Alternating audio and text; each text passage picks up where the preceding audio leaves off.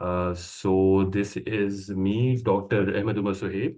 I am currently a PhD scholar in the field of clinical pharmacy.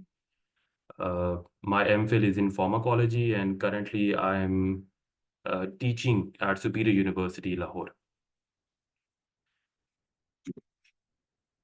So just I need to have a quick round of introduction से ज़्यादा जो है वो मैं सिर्फ ये जानना चाहूँगा कि इस वक्त जितने भी स्टूडेंट्स हैं यहाँ पे या रिसर्चर्स मौजूद हैं तो वो क्या सारे मेडिकल फील्ड से हैं या फार्मेसी फील्ड से हैं या उसमें सोशल साइंसेज भी हैं या बाकी फील्ड्स भी हैं so that I get to know an idea ताकि मैं उसके मुताबिक ही जो है वो अपनी प्रेजेंटेशन या डिस्कशन करूँ.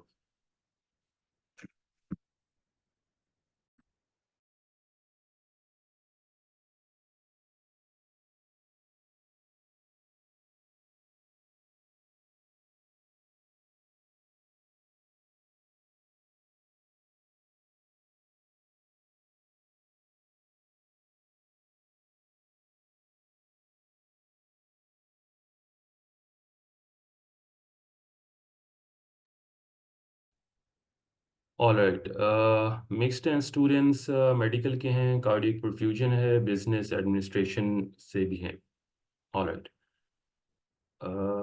Pharmacy medical, so form D. So I can assume that most of the students are from the medical field or are they from Form D? तो मैं सिर्फ पूछना चाह रहा था क्योंकि मेरा अपना जो ताल्लुक है वो मेडिकल की फील्ड से है तो फिर हम एट टाइम्स कुछ रिसर्च टॉपिक्स या पेपर्स जो है वो ज़्यादातर मेडिकल के ही डिस्कस कर रहे होते हैं. तो इसलिए कहीं अगर शायद कोई बिजनेस एडमिनिस्ट्रेशन से हैं या फिर किसी और फील्ड से हैं तो उनको लिए शायद थोड़ा सा जो है वो कोई मेडिकल टर्मिनोलॉजीज को समझने में जो है वो प्रॉब्लम हो. बट नॉनदलेस जहाँ तक मुझे इसमें होगा तो मैं उसको कहीं ना कहीं उनको भी ज़रूर जो है वो रिलेट करूँगा.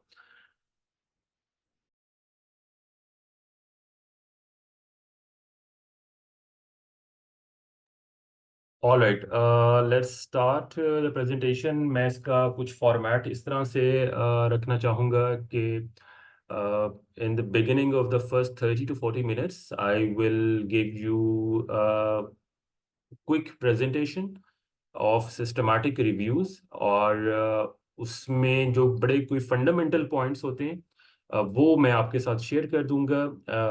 उसके बाद नेक्स्ट जो 15 से 20 मिनट्स हैं तो हम कुछ पेपर्स देख लेंगे ताकि एक हमें एग्जैक्टली आइडिया हो जाए कि जो पॉइंट्स हमने प्रेजेंटेशन में लर्न किए हैं वो हम एक रिसर्च पेपर के अंदर एक रिव्यू आर्टिकल के अंदर किस तरह से फाइंड कर सकते हैं. So it would be more like a kind of hands-on practice. Or then we will move towards the QA session in which you will have your questions. By the way, you can have your questions in between the presentation. I won't have an issue. आपको दरमियान में भी अगर कोई point समझ में नहीं आ रहा just raise your hand, drop your question in the chat box तो मैं वहां से भी पिक कर लूंगा. उसके दरमियान भी हो सकता है और you can park your questions so that you can ask at the end of the presentation. और एक और क्विकली मैं क्वेश्चन पूछना चाहूँगा कि हम सिस्टमैटिक रिव्यू पे आज डिस्कशन करेंगे but before do you have an idea of Meta analysis, review articles, the difference between review and the research articles. तो इसका जो एक बड़ा बेसिक आइडिया है आई एज्यूम कि आप सब लोगों को होगा but just to have an idea the difference between research and review article and what is the significance of the review article or if anyone has in his or her academic journey अगर कभी review article पढ़ा है या कभी इसके ऊपर जो है वो काम किया है तो अगर कोई क्विकली इस पे जो है वो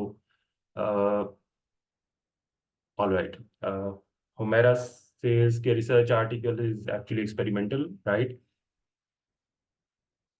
ये आइडिया मैं इसलिए लेना चाह रहा हूँ कि मुझे क्या बहुत बेसिक से स्टार्ट करना चाहिए या फिर थोड़ा सा जो है वो मुझे एडवांस लेवल से जो है वो स्टार्ट करना चाहिए. Yes, we have idea about systematic review and meta but not review. Alright, ठीक है. Review is a review of many articles. Very good. Basic ठीक है. Sumaya suggests that we should go for the basic. They are beginners too. Scoping review का भी guide कर दीजिएगा. Fine. All right. Basic is good. ठीक है. तो मुझे जो थोड़े बहुत जो इस पे अभी आपके मैसेजेस और कमेंट्स आ रहे हैं, तो मुझे ये हो रहा है कि हम थोड़ा सा बेसिक से स्टार्ट करें ताकि एक सीलिंग जो है वो डेवलप हो जाए. Then we will move towards the more trickier part. Review article is a review of approximately 70% articles of a single topic. How we select the topic is main concern. We also from social sciences kindly do give example. बिल्कुल, इसलिए मैंने start में पूछा था कि social sciences की क्या students यहाँ पे हैं, तो मैं कोशिश करूंगा कहीं ना कहीं सोशल साइंसेज की जबरदस्ती एग्जाम्पल जो है वो फिट करने की कोशिश कर दूंगा कि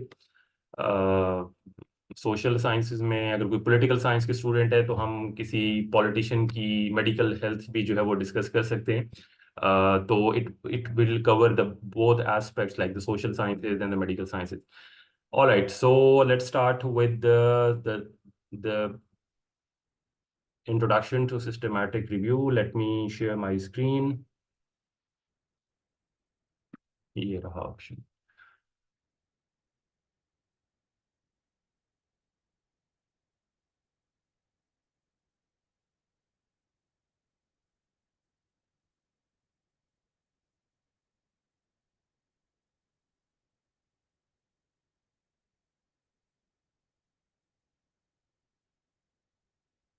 If anyone can tell me if the screen is being shared.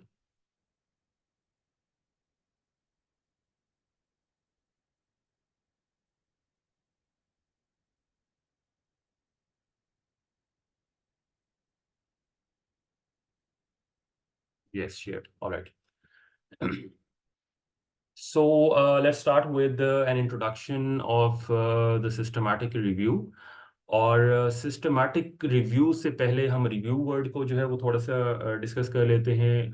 हुआ ये बेसिकली कि जब एडवांसमेंट होती गई डिफरेंट फील्ड्स के अंदर, बहुत ज़्यादा डिस्कवरीज होती गई, B it in the medical field, in the pharmacy, in the chemistry, in physics या अप्लाइड साइंसेज के अंदर, तो उसमें होता ये कि जब बहुत सारी काम हो चुका है और if a new researcher like you आप इस फील्ड के अंदर स्टेप इन करना चाहते हैं, और अगर कोई मेडिकल के स्टूडेंट्स हैं यहाँ पे, they want to have research कि वो फॉर इंस्टेंस के हाइपरटेंशन के ऊपर जो है वो अगर कोई काम करना चाह रहे हैं, कि लेट्स से कि हाइपरटेंशन में जो हमारे पास बीटा ब्लॉकर्स हैं, सेलेक्टिव बीटा वन ब्लॉकर्स जो हैं, तो उसका इफेक्ट क्या होगा. इसी तरह अगर कोई फॉर्म डी के स्टूडेंट्स हैं, वो किसी न्यू ड्रग डिस्कवरी के ऊपर जो है वो देखना चाह रहे हैं कि हमारे पास क्या सिंथेटिक या नेचुरल जो ड्रग्स हैं उसमें से कौन सा बेहतर ड्रग है, और हम किसी एक फील्ड के अंदर जो है या किसी एक एस्पेक्ट के अंदर वो ड्रग देखना चाह रहे हैं.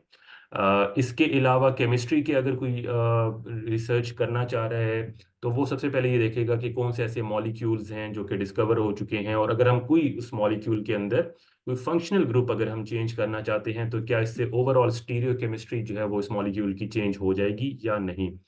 अ, इसी तरह जो हमारे पास सोशल साइंसेज के अंदर हैं, वो भी ये चीज़ देखते हैं कि ऑलरेडी जो एक इतना लिटरेचर हो चुका, स्टैब्लिश हो चुका है, तो अब क्या एक डोमेन है जिसके अंदर करना चाह रहे हैं. फॉर एग्जांपल कि कोई सोशल साइंसेज के अंदर जो है वो अगर कोई पॉलिटिकल साइंस का जो है वो स्टूडेंट है, तो वो किसी एक पॉलिटिकल थ्योरी को जो है वो देखना चाह रहा है कि क्या इसकी कोई एप्लीकेशन भी है या नहीं है. कोई पाकिस्तान के कॉन्टेक्स्ट के अंदर उसको देखना चाह रहा है कि कम्युनिज्म वर्सेस कैपिटलिज्म जो है, अगर वो मैं पाकिस्तान के अंदर जो है वो देखना चाह रहा हूँ, पॉलिटिकल साइंस के एस्पेक्ट्स की मैं बात कर रहा हूँ, तो फिर उसके लिए जो है मुझे टॉपिक कैसे सिलेक्ट करना पड़ेगा. So the first point that we deduce from this thing is, जब भी हम कोई रिसर्च स्टार्ट करेंगे तो उससे पहले हमें टॉपिक सेलेक्ट करना होगा. अब वो टॉपिक सेलेक्ट करना, it's a herculean task, it's a great challenge. उस टॉपिक्स को सेलेक्ट करने से पहले हम क्या करते हैं कि कुछ नैरो डाउन कर लेते हैं चीज़ों को. नैरो डाउन कैसे करते हैं कि हम जो प्रीवियस स्ट्रेटजी है, जिस तरह ये अपने डिफरेंट एग्जांपल्स जो है वो हमने अभी यहाँ पे डिस्कस की हैं, कि एक मेडिकल का स्टूडेंट है, वो ये देखना चाह रहा है कि एटिनोलोल एक ड्रग है जो हाइपरटेंशन के अंदर यूज होता है, और इसका वो कोई कंपैरिजन देखना चाह रहा है लेट्स से कि वॉलसाटन के साथ एक और एंटी हाइपरटेंसिव ड्रग है जो कि वेजोडाइलेटर है। तो दोनों एंटी हाइपरटेंसिव है, बट एक हाइपरटेंसिव पेशेंट को इसमें से कौन सा ड्रग जो है वो बेहतर होगा, अब वो उस पर रिसर्च करना चाह रहा है, बट वो उसको नैरो नहीं कर पा रहा। तो उसके लिए जो है वो सबसे इंपॉर्टेंट चीज क्या होती है कि that researcher goes back to the already publish studies, जिसके अंदर बहुत सारा लिटरेचर वो पढ़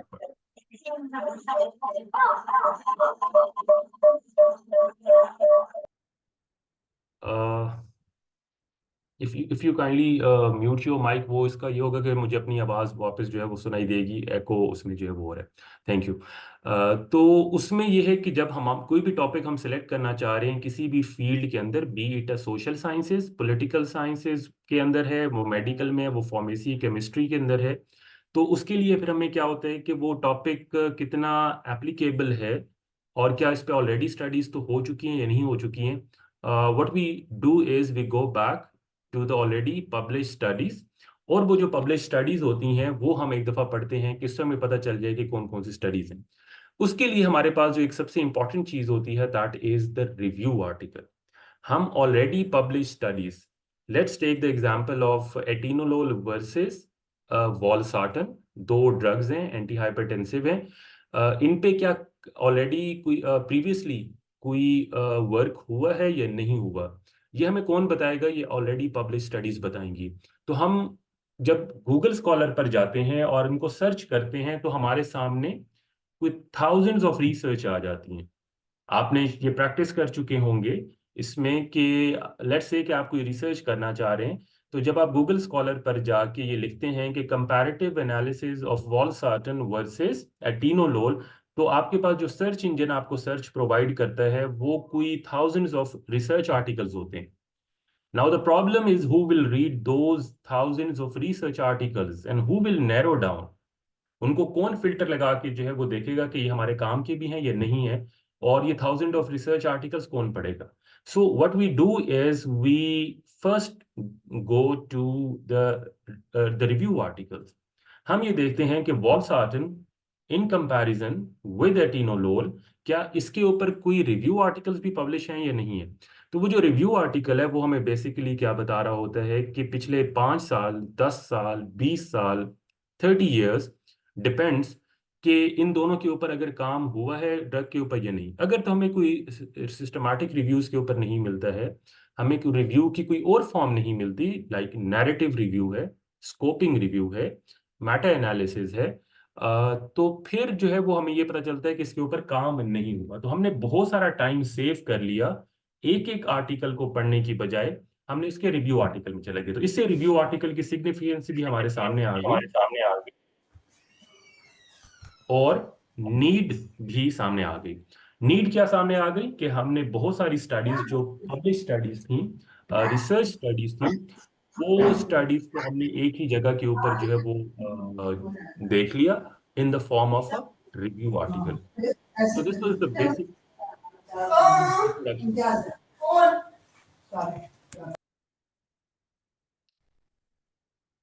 ऑलराइट।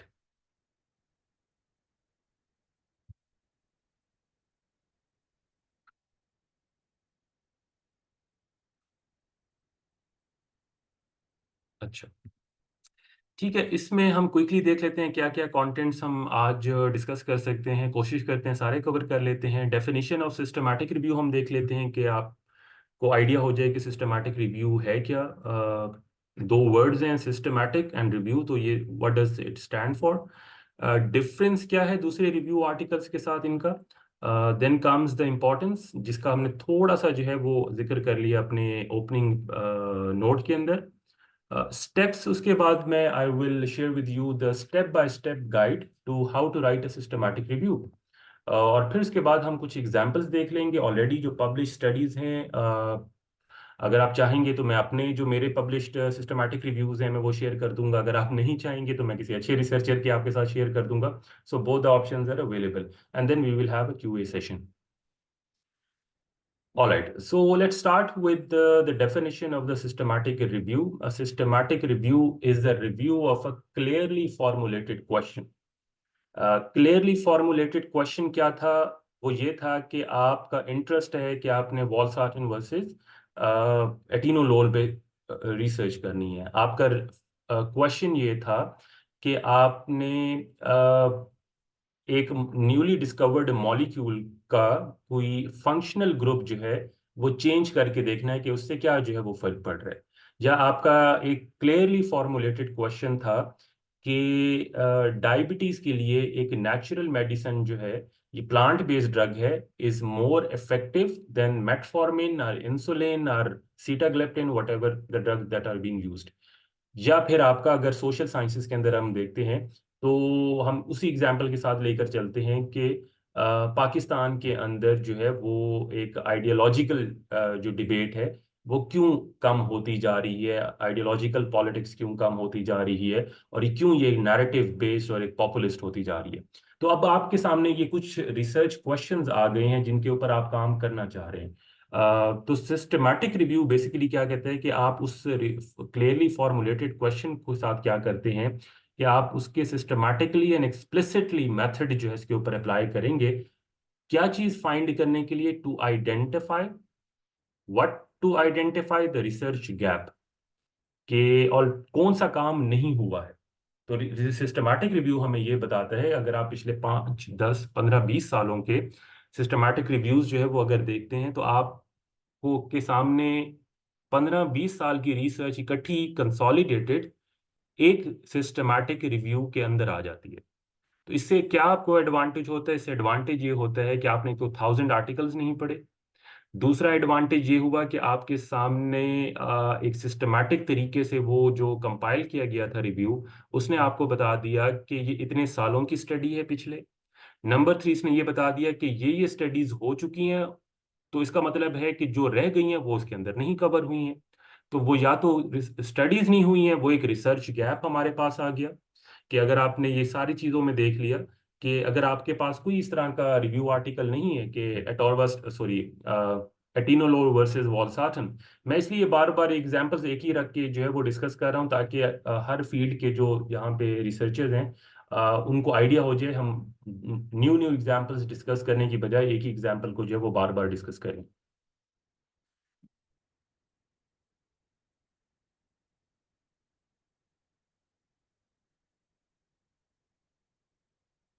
ठीक है। मैं साथ देख रहा था कि आपके कोई क्वेश्चंस आ रहे हैं तो मैं उनको भी एड्रेस करूं, तो इसी में ही जो है वो क्वेश्चंस भी साथ साथ एड्रेस हो जाएंगे। तो इसमें फिर जो है वो ये है कि अगर तो आपको इस तरह की कोई स्टडी नहीं मिल रही है कि वॉलसार्टन वर्सेस एटिनोलोल, इट मींस इस तरह की कोई स्टडी नहीं हुई है। अगर होती तो वो किसी सिस्टमैटिक रिव्यू का पार्ट बन चुकी होती है अब तक। तो आपको इससे क्या एडवांटेज हो गया कि there is a possibility that there is a research gap already present in this particular domain. Same goes with the topic in chemistry, same goes with the topic in pharmacy, same goes with the topic in social sciences or the business administration. तो हमें क्या वो बता रहे हैं कि वो एक रिसर्च गैप भी बता रहा है। इसके अलावा जो है वो इसके अंदर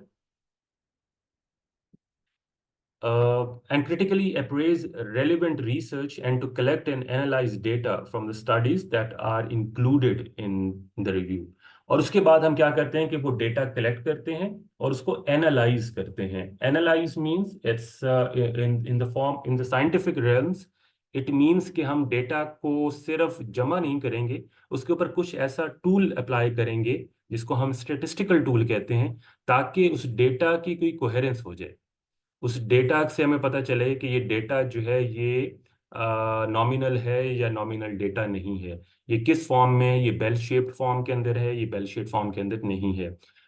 तो वो डेटा की जो कंसिस्टेंसी है, वो कंसिस्टेंसी भी जो है वो हमें पता चल जाती है। तो सिस्टमैटिक रिव्यू, इसको अगर मैं इसमें डिफाइन कर दूं तो ये हमारे पास क्या है कि एक क्लियरली फॉर्मुलेटेड क्वेश्चन जो है वो जो हमने बनाया है उसको यूज करते हुए उसके अंदर ये क्या करते हैं कि आइडेंटिफाई करते हैं गैप्स, सिलेक्ट करते हैं डोमेन और क्रिटिकली अप्रेज करते हैं कि जो रेलेवेंट रिसर्च है, और उसके बाद हम उसके लिए डेटा कलेक्ट करते हैं और उसको डेटा को एनालाइज करते हैं ताकि उस डेटा को कहीं ना कहीं हम इस फॉर्म के अंदर लेकर आ सकें कि उसको स्टेटिस्टिकली जो है वो करेक्ट हो।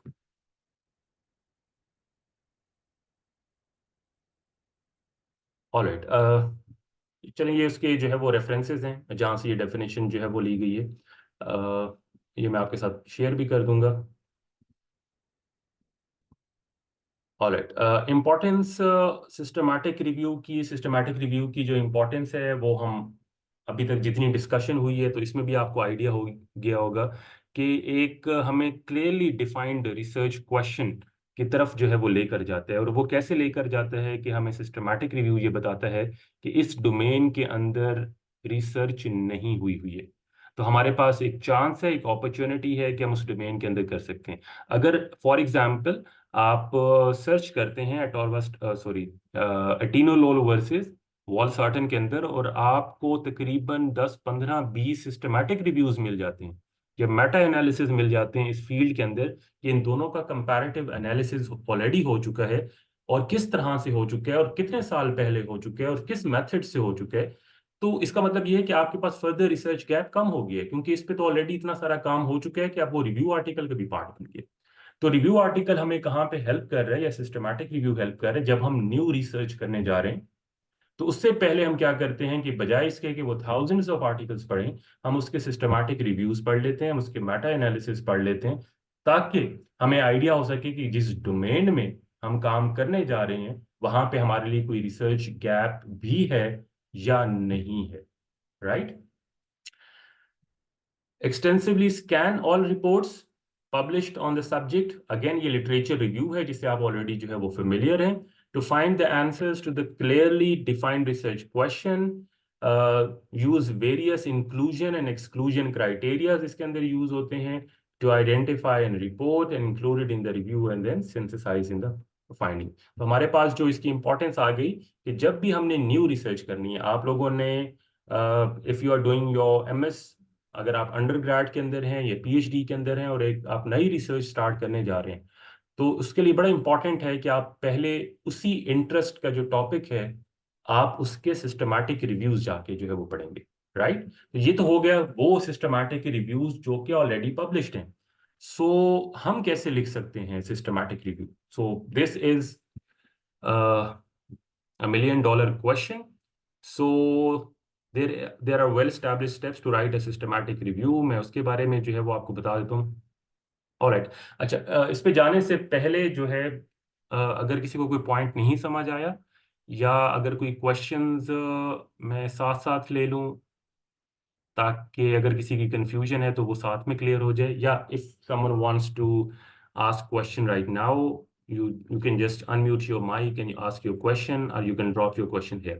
तो मैं क्विकली जो है जो यहाँ वाले क्वेश्चंस हैं चैट बॉक्स वाले वो मैं ले लेता हूँ ताकि बाकियों को भी इससे कुछ ना कुछ जो है वो क्लैरिटी हो सकता है इससे कोई नया पॉइंट जो है वो हम डिराइव कर पाए। अच्छा जी, starting from the last one, Humaira का क्वेश्चन है, if a review is published in 23-24 can we attempt to review again in 25-26? अच्छा, एग्जैक्टली उसी टॉपिक के ऊपर अगर आप करना चाह रहे हैं जो 2023-24 के अंदर जिसका रिव्यू आ गया है तो फिर जाहिर बात है कि आपके पास ज़्यादा मार्जिन नहीं होगा क्योंकि अगर तो बिल्कुल सेम टॉपिक के ऊपर जो है वो आप करना चाह रहे हैं तो फिर अब ये भी देखना है कि 23-24 में जो वो पब्लिश हुए उसने कितने ईयर्स का किए। तो एक हम विंडो जरूर इसमें से निकाल सकते हैं। फॉर इंस्टेंस जो 23 या 24 के अंदर जो रिव्यू आर्टिकल पब्लिश हुआ है तो वो जो कंसोलिडेट किया गया था डेटा वो 2010 से लेके 2022 तक का किया गया था, उसके बाद उसको अरेंज किया गया और 23 में पब्लिश कर दिया गया। इट मीन्स कि 2010 से 2022 तक का डेटा आपके पास है। आप इसमें से एक विंडो ये ओपन कर सकते हैं, you can go further back. आप 2000 से लेके 2022 तक का भी कर सकते हैं, तो उसमें वो भी आर्टिकल्स आ जाएंगे जो कि उस रिव्यूअर ने मिस कर दिए थे, यानी 2000 से लेके 2010 तक का। तो एक ये इसके अंदर जो है वो विंडो जरूर हो सकती है। इसके अलावा आप उसकी चेंज कर सकते हैं, कोई और पैरामीटर ऐड कर सकते हैं, कोई सब्ट्रैक्ट कर सकते हैं। तो विंडो इसमें बिल्कुल ओपन की जा सकती है। इसमें कोई ब्लैक एंड वाइट नहीं है कि 23 में पब्लिश हो गया है तो एग्जैक्टली हाँ एग्जैक्टली वही अगर टॉपिक है with no new variable, with no new parameter, तो उसमें फिर जो है वो कहीं ना कहीं प्रॉब्लम हो सकते हैं। If there are no RCTs on some topic, can we do meta analysis? अच्छा, मेटा एनालिसिस वैसे ज़्यादातर जो किए जाते हैं वो RCTs के लिए ही किए जाते हैं, ताकि कोई नई रिसर्च जब आप कंट्रोल ट्रायल्स के कर रहे हो तो उससे पहले आपके पास जो है वो एक आइडिया हो। तो अगर तो उसके ऊपर RCTs नहीं है तब भी हो सकता है Meta analysis, but prefer sorry ये किया जाता है कि आप के लिए जो है ना वो RCT हो। बट ये डिफरेंट हो सकता है अगर आप ये बात कर रहे हैं क्लिनिकल ट्रायल्स के हवाले से या फिर मेडिकल की फील्ड से। तो शायद किसी दूसरी फील्ड के अंदर चूंकि वो क्लिनिकल ट्रायल उस तरह से नहीं है, तो मे बी वहाँ पे जो है ना वो उस तरह से ना हो, लाइक केमिस्ट्री है या फिजिक्स है। तो अगेन केस के अंदर भी एक क्रिस्टल क्लियर यस है जो नहीं है। What are we suppose to do if, जी जी जी, मैं बिल्कुल रिप्लाई करूंगा इसका। मैं असल में वो जो लास्ट से शुरू किया था उसके बाद भी कुछ क्वेश्चंस आ गए थे। किंजा का क्वेश्चन है, what are we suppose to do if someone else has also written the kind of systematic review with our review article, should we still publish it? You can still publish it, but it depends on the journal. Journal की ना अपनी एक अलग science है। अगर हमारे पास कभी वक्त हुआ फ्यूचर के अंदर ना, तो it's a totally different science.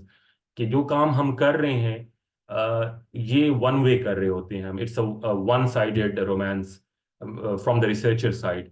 जो दूसरा जो इसमें पार्टनर होता है ना, जिसको हम जर्नल कहते हैं, तो उस पार्टनर की भी कंसेंट जो है वो लेना जरूरी होता है। तो जो अच्छे रिसर्चर्स होते हैं वो इसको ना रिवर्स इंजीनियर इंजीनियर करते हैं कि वो पहले जर्नल सेलेक्ट करते हैं कि this journal publishes this particular kind of review articles, तो सिर्फ उसकी डोमेन यही है। तो फिर उसको जहन में रखते हुए उसके स्टाइल को या किस तरह की वो स्टडीज कर रहे हैं, तो फिर वो स्टडीज उस तरह की बनाते हैं। या फिर एक सिंपल रूल होता है कि आप पहले रिव्यू आर्टिकल लिखते हैं and then you find a suitable journal for that. तो ये दोनों तरीके जो हैं वो बेहतर होते हैं। मैंने दोनों ट्राई किए थे, दोनों के मुझे कोई जो है ना वो ऑलमोस्ट एक तरह के रिजल्ट्स जो है ना वो मिले हैं। मैं चूंकि कुछ जर्नल्स का रिव्यूअर भी हूँ। आपको आइडिया होगा कि जर्नल्स के में जब आप पब्लिश करते हैं तो वो पीयर रिव्यू के लिए जाते हैं, 2 या 3 डबल ब्लाइंड होते हैं, सिंगल ब्लाइंड होते हैं।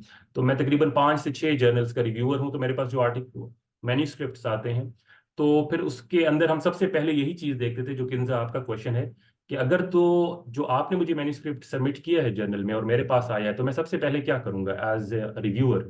मैं सबसे पहले वही टॉपिक उठा के Google scholar, PubMed, Embase, Cochrane library, जितने भी सर्च इंजन हैं, मैं वहां पे चेक करूंगा कि क्या इससे सिमिलर स्टडीज क्या पब्लिश हुई हैं, और अगर हुई है तो वो कितनी रीसेंट है। अगर तो मुझे वो एग्जैक्टली वही स्टडी मिल जाती है और जो आपकी स्टडी है, तो जाहिर बात है फिर मैं फिर भी उसको पढ़ूंगा, बट ये देखने के लिए कि what different variables and parameters that you have added. तो अगर तो वो नहीं होंगे तो फिर जाहिर बात है कि जब एक ऑलरेडी चीज अवेलेबल है तो दूसरी की भी जा सकती है, नहीं भी की जा सकती, depends on the reviewer, it depends on the journal policy. But at times हो भी जाता है। मतलब अगर मैं इसको थोड़ा सा और स्ट्रेच करूं अपने आंसर को, आप एक काम कर रहे हैं टॉपिक के ऊपर और आपने जब वो कंप्लीट किया है, तो जब वो बिल्कुल कंप्लीट हुआ है और आप पब्लिश कराने का सोच रहे हैं और आप गूगल करते हैं और आपको पता चलता है ये तो 4 महीने पहले इसी से सिमिलर स्टडी पब्लिश हो चुकी है, so what you gonna do with it? तो उसके लिए फिर बेहतर ये होता है कि आपने अगर इतनी इसके ऊपर काम किया है तो उसको उसी तरह पब्लिश कराने की बजाय उसमें कोई और डेटा ऐड करके इसको थोड़ा सा डिफ्रेंशिएट कर लें, तो ये ज़्यादा बेहतर हो सकता है।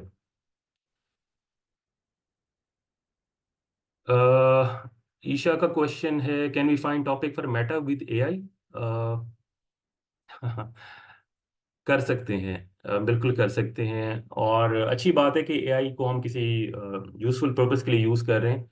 अदरवाइज जो है पिछले दिनों हमने ट्विटर के ऊपर देखा था कि जो पाकिस्तानी कौम है तो वो ग्रोक से पूछ रही थी कि कौन करप्ट है और कौन करप्ट नहीं है और कौन अच्छा है और कौन बुरा है। तो वो एआई का एक और यूज़ था। तो मेरे ख्याल में अगर हम मेटा एनालिसिस के लिए कोई टॉपिक एआई से पूछना चाहें तो वो ज़्यादा बेहतर होगा। बिल्कुल हम उससे पूछ सकते हैं, और हम उससे सजेस्ट करवा सकते हैं, उससे रिफाइन करवा सकते हैं। मोस्ट इम्पॉर्टेंटली, जब आप कमांड दिया करें चैट जीपीटी को या कोई भी एआई सर्च इंजन यूज कर रहे हैं, मेक श्योर कि उसको कहें कि मुझे रेफरेंस के साथ ही दे, ताकि वो आपको साथ में रिसर्च आर्टिकल भी दे दे, आप वो रिसर्च आर्टिकल पढ़ सकते हैं। एट टाइम्स ये होता है कि जब आप किसी टॉपिक को चूज करना चाहते हैं, सर्च करना चाहते हैं, तो इतनी हंड्रेड्स ऑफ रिसर्च आपके सामने आ जाती हैं कि वो जो एक एग्जैक्ट जो आर्टिकल था, जो स्टडी थी, वो आपको ढूंढनी पड़ जाती है। एआई आपको करके ये दे सकता है कि आपको एग्जैक्टली वही स्टडी फिल्टर करके दे सकता है, यानी वो जो पेपर है वो आपके सामने ला सकते हैं, तो आप उस पेपर को पढ़ के जो है वो कर सकते हैं। तो ये भी इसका एक प्रोडक्टिव यूज है। अच्छा जी, इसके बाद हुमैरा का क्वेश्चन था, is there a difference between systematic review and systemic review and systematic review? अच्छा, सिस्टेमिक रिव्यू ऐसे कोई चीज़ नहीं है। सिस्टेमिक हम वर्ड यूज़ करते हैं ब्लड के लिए यूज़ करते हैं, तो सिस्टेमिक सर्कुलेशन के लिए। तो सिस्टेमिक एंड सिस्टमैटिक रिव्यू में डिफरेंस तब होगा जब दोनों कहीं सेम, ये एप्पल्स एंड ऑरेंजेस का कंपैरिजन हो गया कि there is no such thing like systemic review, there is a thing called systematic review.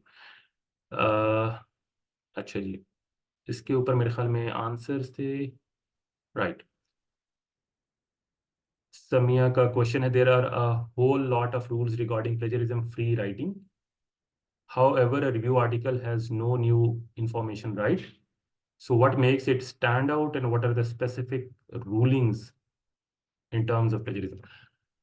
All right, ठीक है। प्लेजरिज्म को थोड़ा सा मैं इसको पार कर देता हूँ। अभी इसकी रीजन ये है कि हम काफी फिर डिस्ट्रैक्ट हो जाएंगे अपने सिस्टमैटिक रिव्यू के स्टेप से।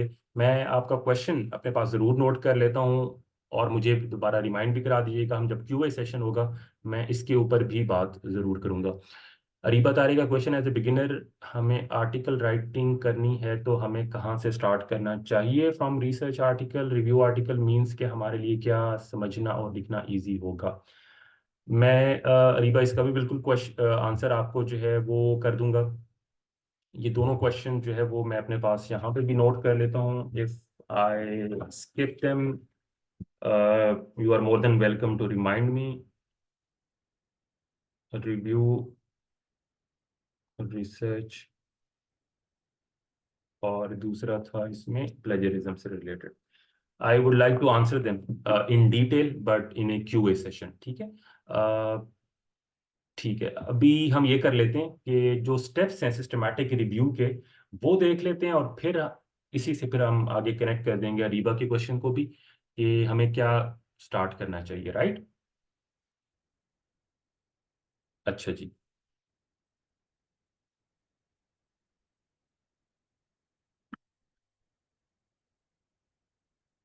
सिस्टमैटिक रिव्यू का अब तक के हमारे पास इंफॉर्मेशन ये है कि सिस्टमैटिक तरीका होगा। सिस्टमैटिक रिव्यू, जो वर्ड सिस्टमैटिक है, इट मीन्स कि there must be a systematic method and process जिसके थ्रू हम रिव्यू लिख रहे हैं। अगर तो वो सिस्टमैटिक हम इसमें से निकाल लें, तो ये एक और रिव्यू बन जाता है जिसको हम नैरेटिव रिव्यू कहते हैं। Narrative review does not have a systematic step and method. So the difference between the narrative review and the systematic review is the systematic method.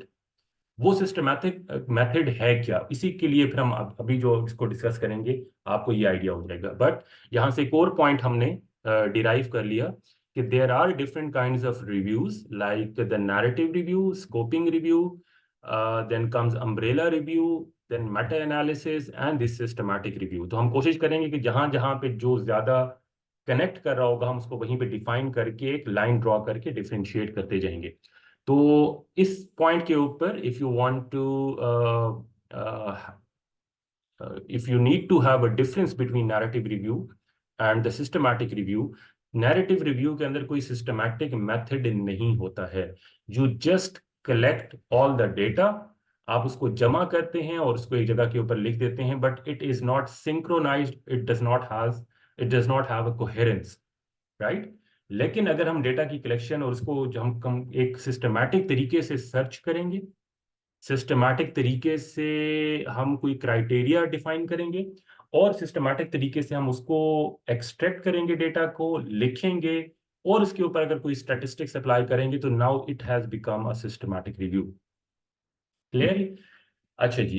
तो फर्स्ट स्टेप जो सबसे पहले, अगर कोई भी सिस्टमैटिक रिव्यू, अरीबा इसी में ही आपका कहीं ना कहीं मैं आंसर भी कर दूंगा, कि हमें कौन सा लिखना चाहिए, रिव्यू आर्टिकल या रिसर्च आर्टिकल। मैं आपको ब्लैक एंड वाइट के अंदर इसका आंसर जानबूझ के इसलिए नहीं कर रहा हूँ, because I want you to draw a conclusion by yourself कि किसकी इंपॉर्टेंस ज्यादा है। और शायद जब हम ये सारा डिस्कस कर लेंगे तो you would get to know कि सिस्टमैटिक रिव्यू की इंपॉर्टेंस क्या है।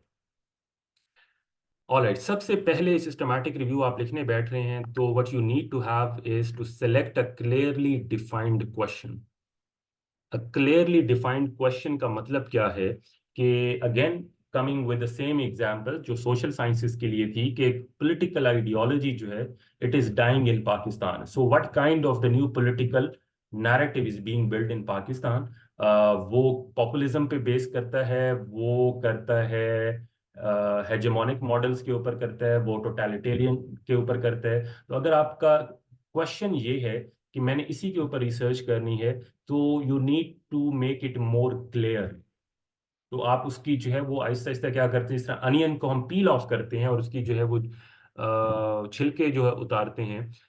तो इसी तरह जो है वो यहाँ पे भी ये होगा कि आप उसमें से आहिस्ता आहिस्ता कट ऑफ करते जाएंगे कि मुझे स्पेसिफिकली किस चीज़ के लिए जाना है। Same goes for for the research in the field of pharmacy.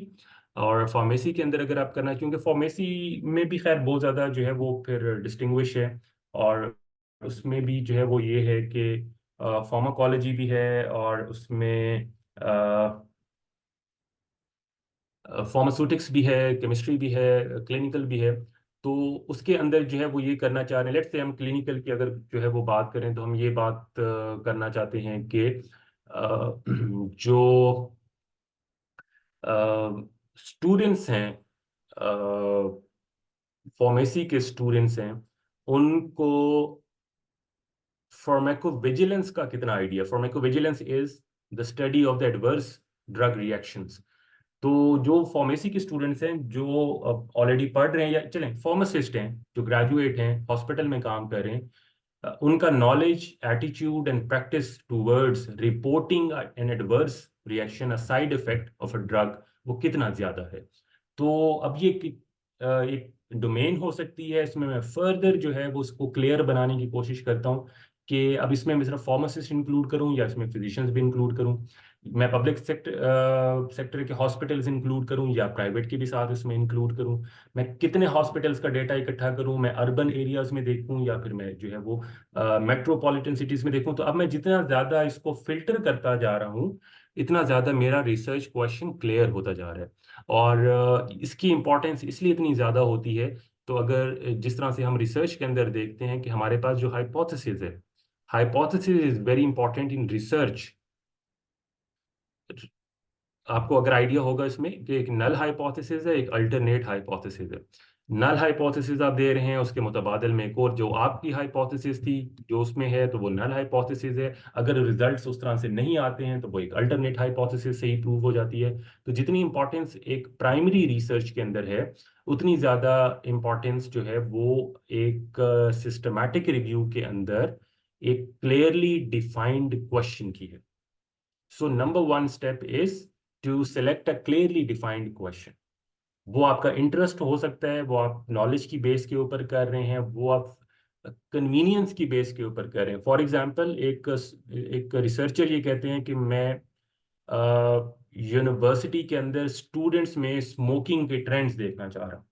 तो जब पूछा जाता है कि आप ये रिसर्च क्यों कर रहे हैं, तो वो ये कहते हैं क्योंकि मैं खुद यूनिवर्सिटी में पढ़ा रहा हूँ, तो मेरे लिए डेटा गैदर करना आसान है। तो इसको हम कहते हैं ये कन्वीनियंस सैम्पलिंग है। तो ये भी एक इसका जो है वो रीजन हो सकता है। दूसरे रीजंस भी हो सकते हैं, आपके अपना इंटरेस्ट भी हो सकता है, right. So this is the first step कि आपने क्लियरली डिफाइंड क्वेश्चन। हम क्वेश्चन इसलिए कह रहे हैं कि अभी तक हमने रिसर्च स्टार्ट नहीं की है, अभी हमारे पास एक आइडिया है, एक क्वेश्चन है जिसको हम टेस्ट करेंगे और उसकी बेस के ऊपर आगे जाके एक मेथड डेवलप होगा। अच्छा जी। नंबर टू स्टेप, अब वो सिस्टमैटिक रिव्यू के लिए आपने सबसे जो इम्पोर्टेंट काम करना है, जो दूसरे स्टेप पे आता है रिसर्च क्वेश्चन के बाद, that is selecting the mash terms. Does anyone have an idea what is the mash terms?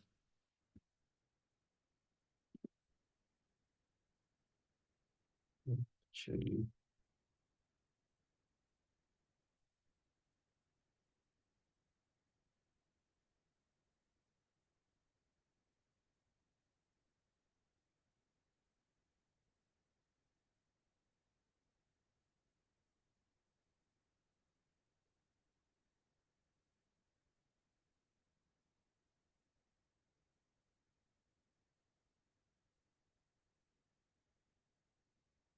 अच्छा, चलिए थोड़ा सा हैंग होगी. तो I think I am audible, right?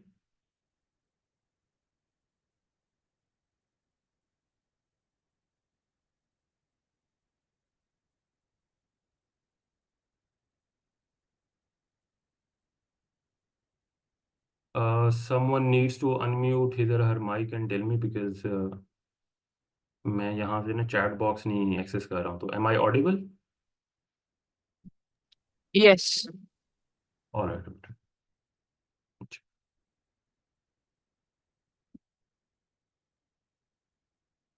चलेंगे. जब तक ये वापस आता है ये, तो हैंग हो गया. ऑलराइट. तो मेश टर्म्स हमारे पास है medical subject headings. Mesh terms जो है वो हमें बेसिकली ये बता रही होती हैं.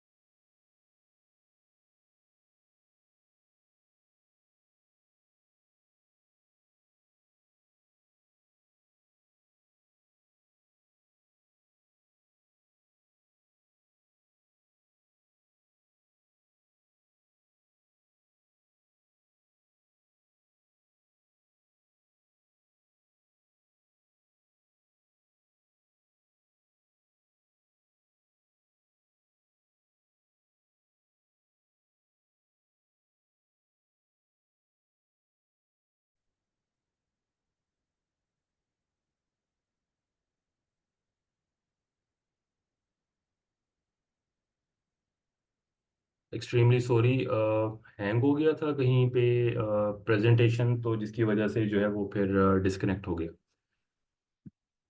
मैं शेयर दोबारा कर देता हूँ.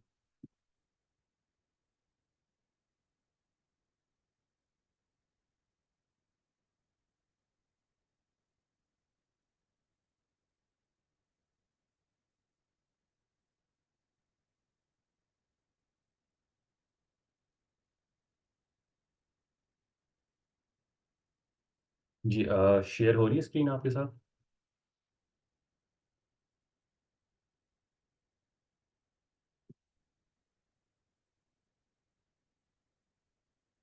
ठीक है.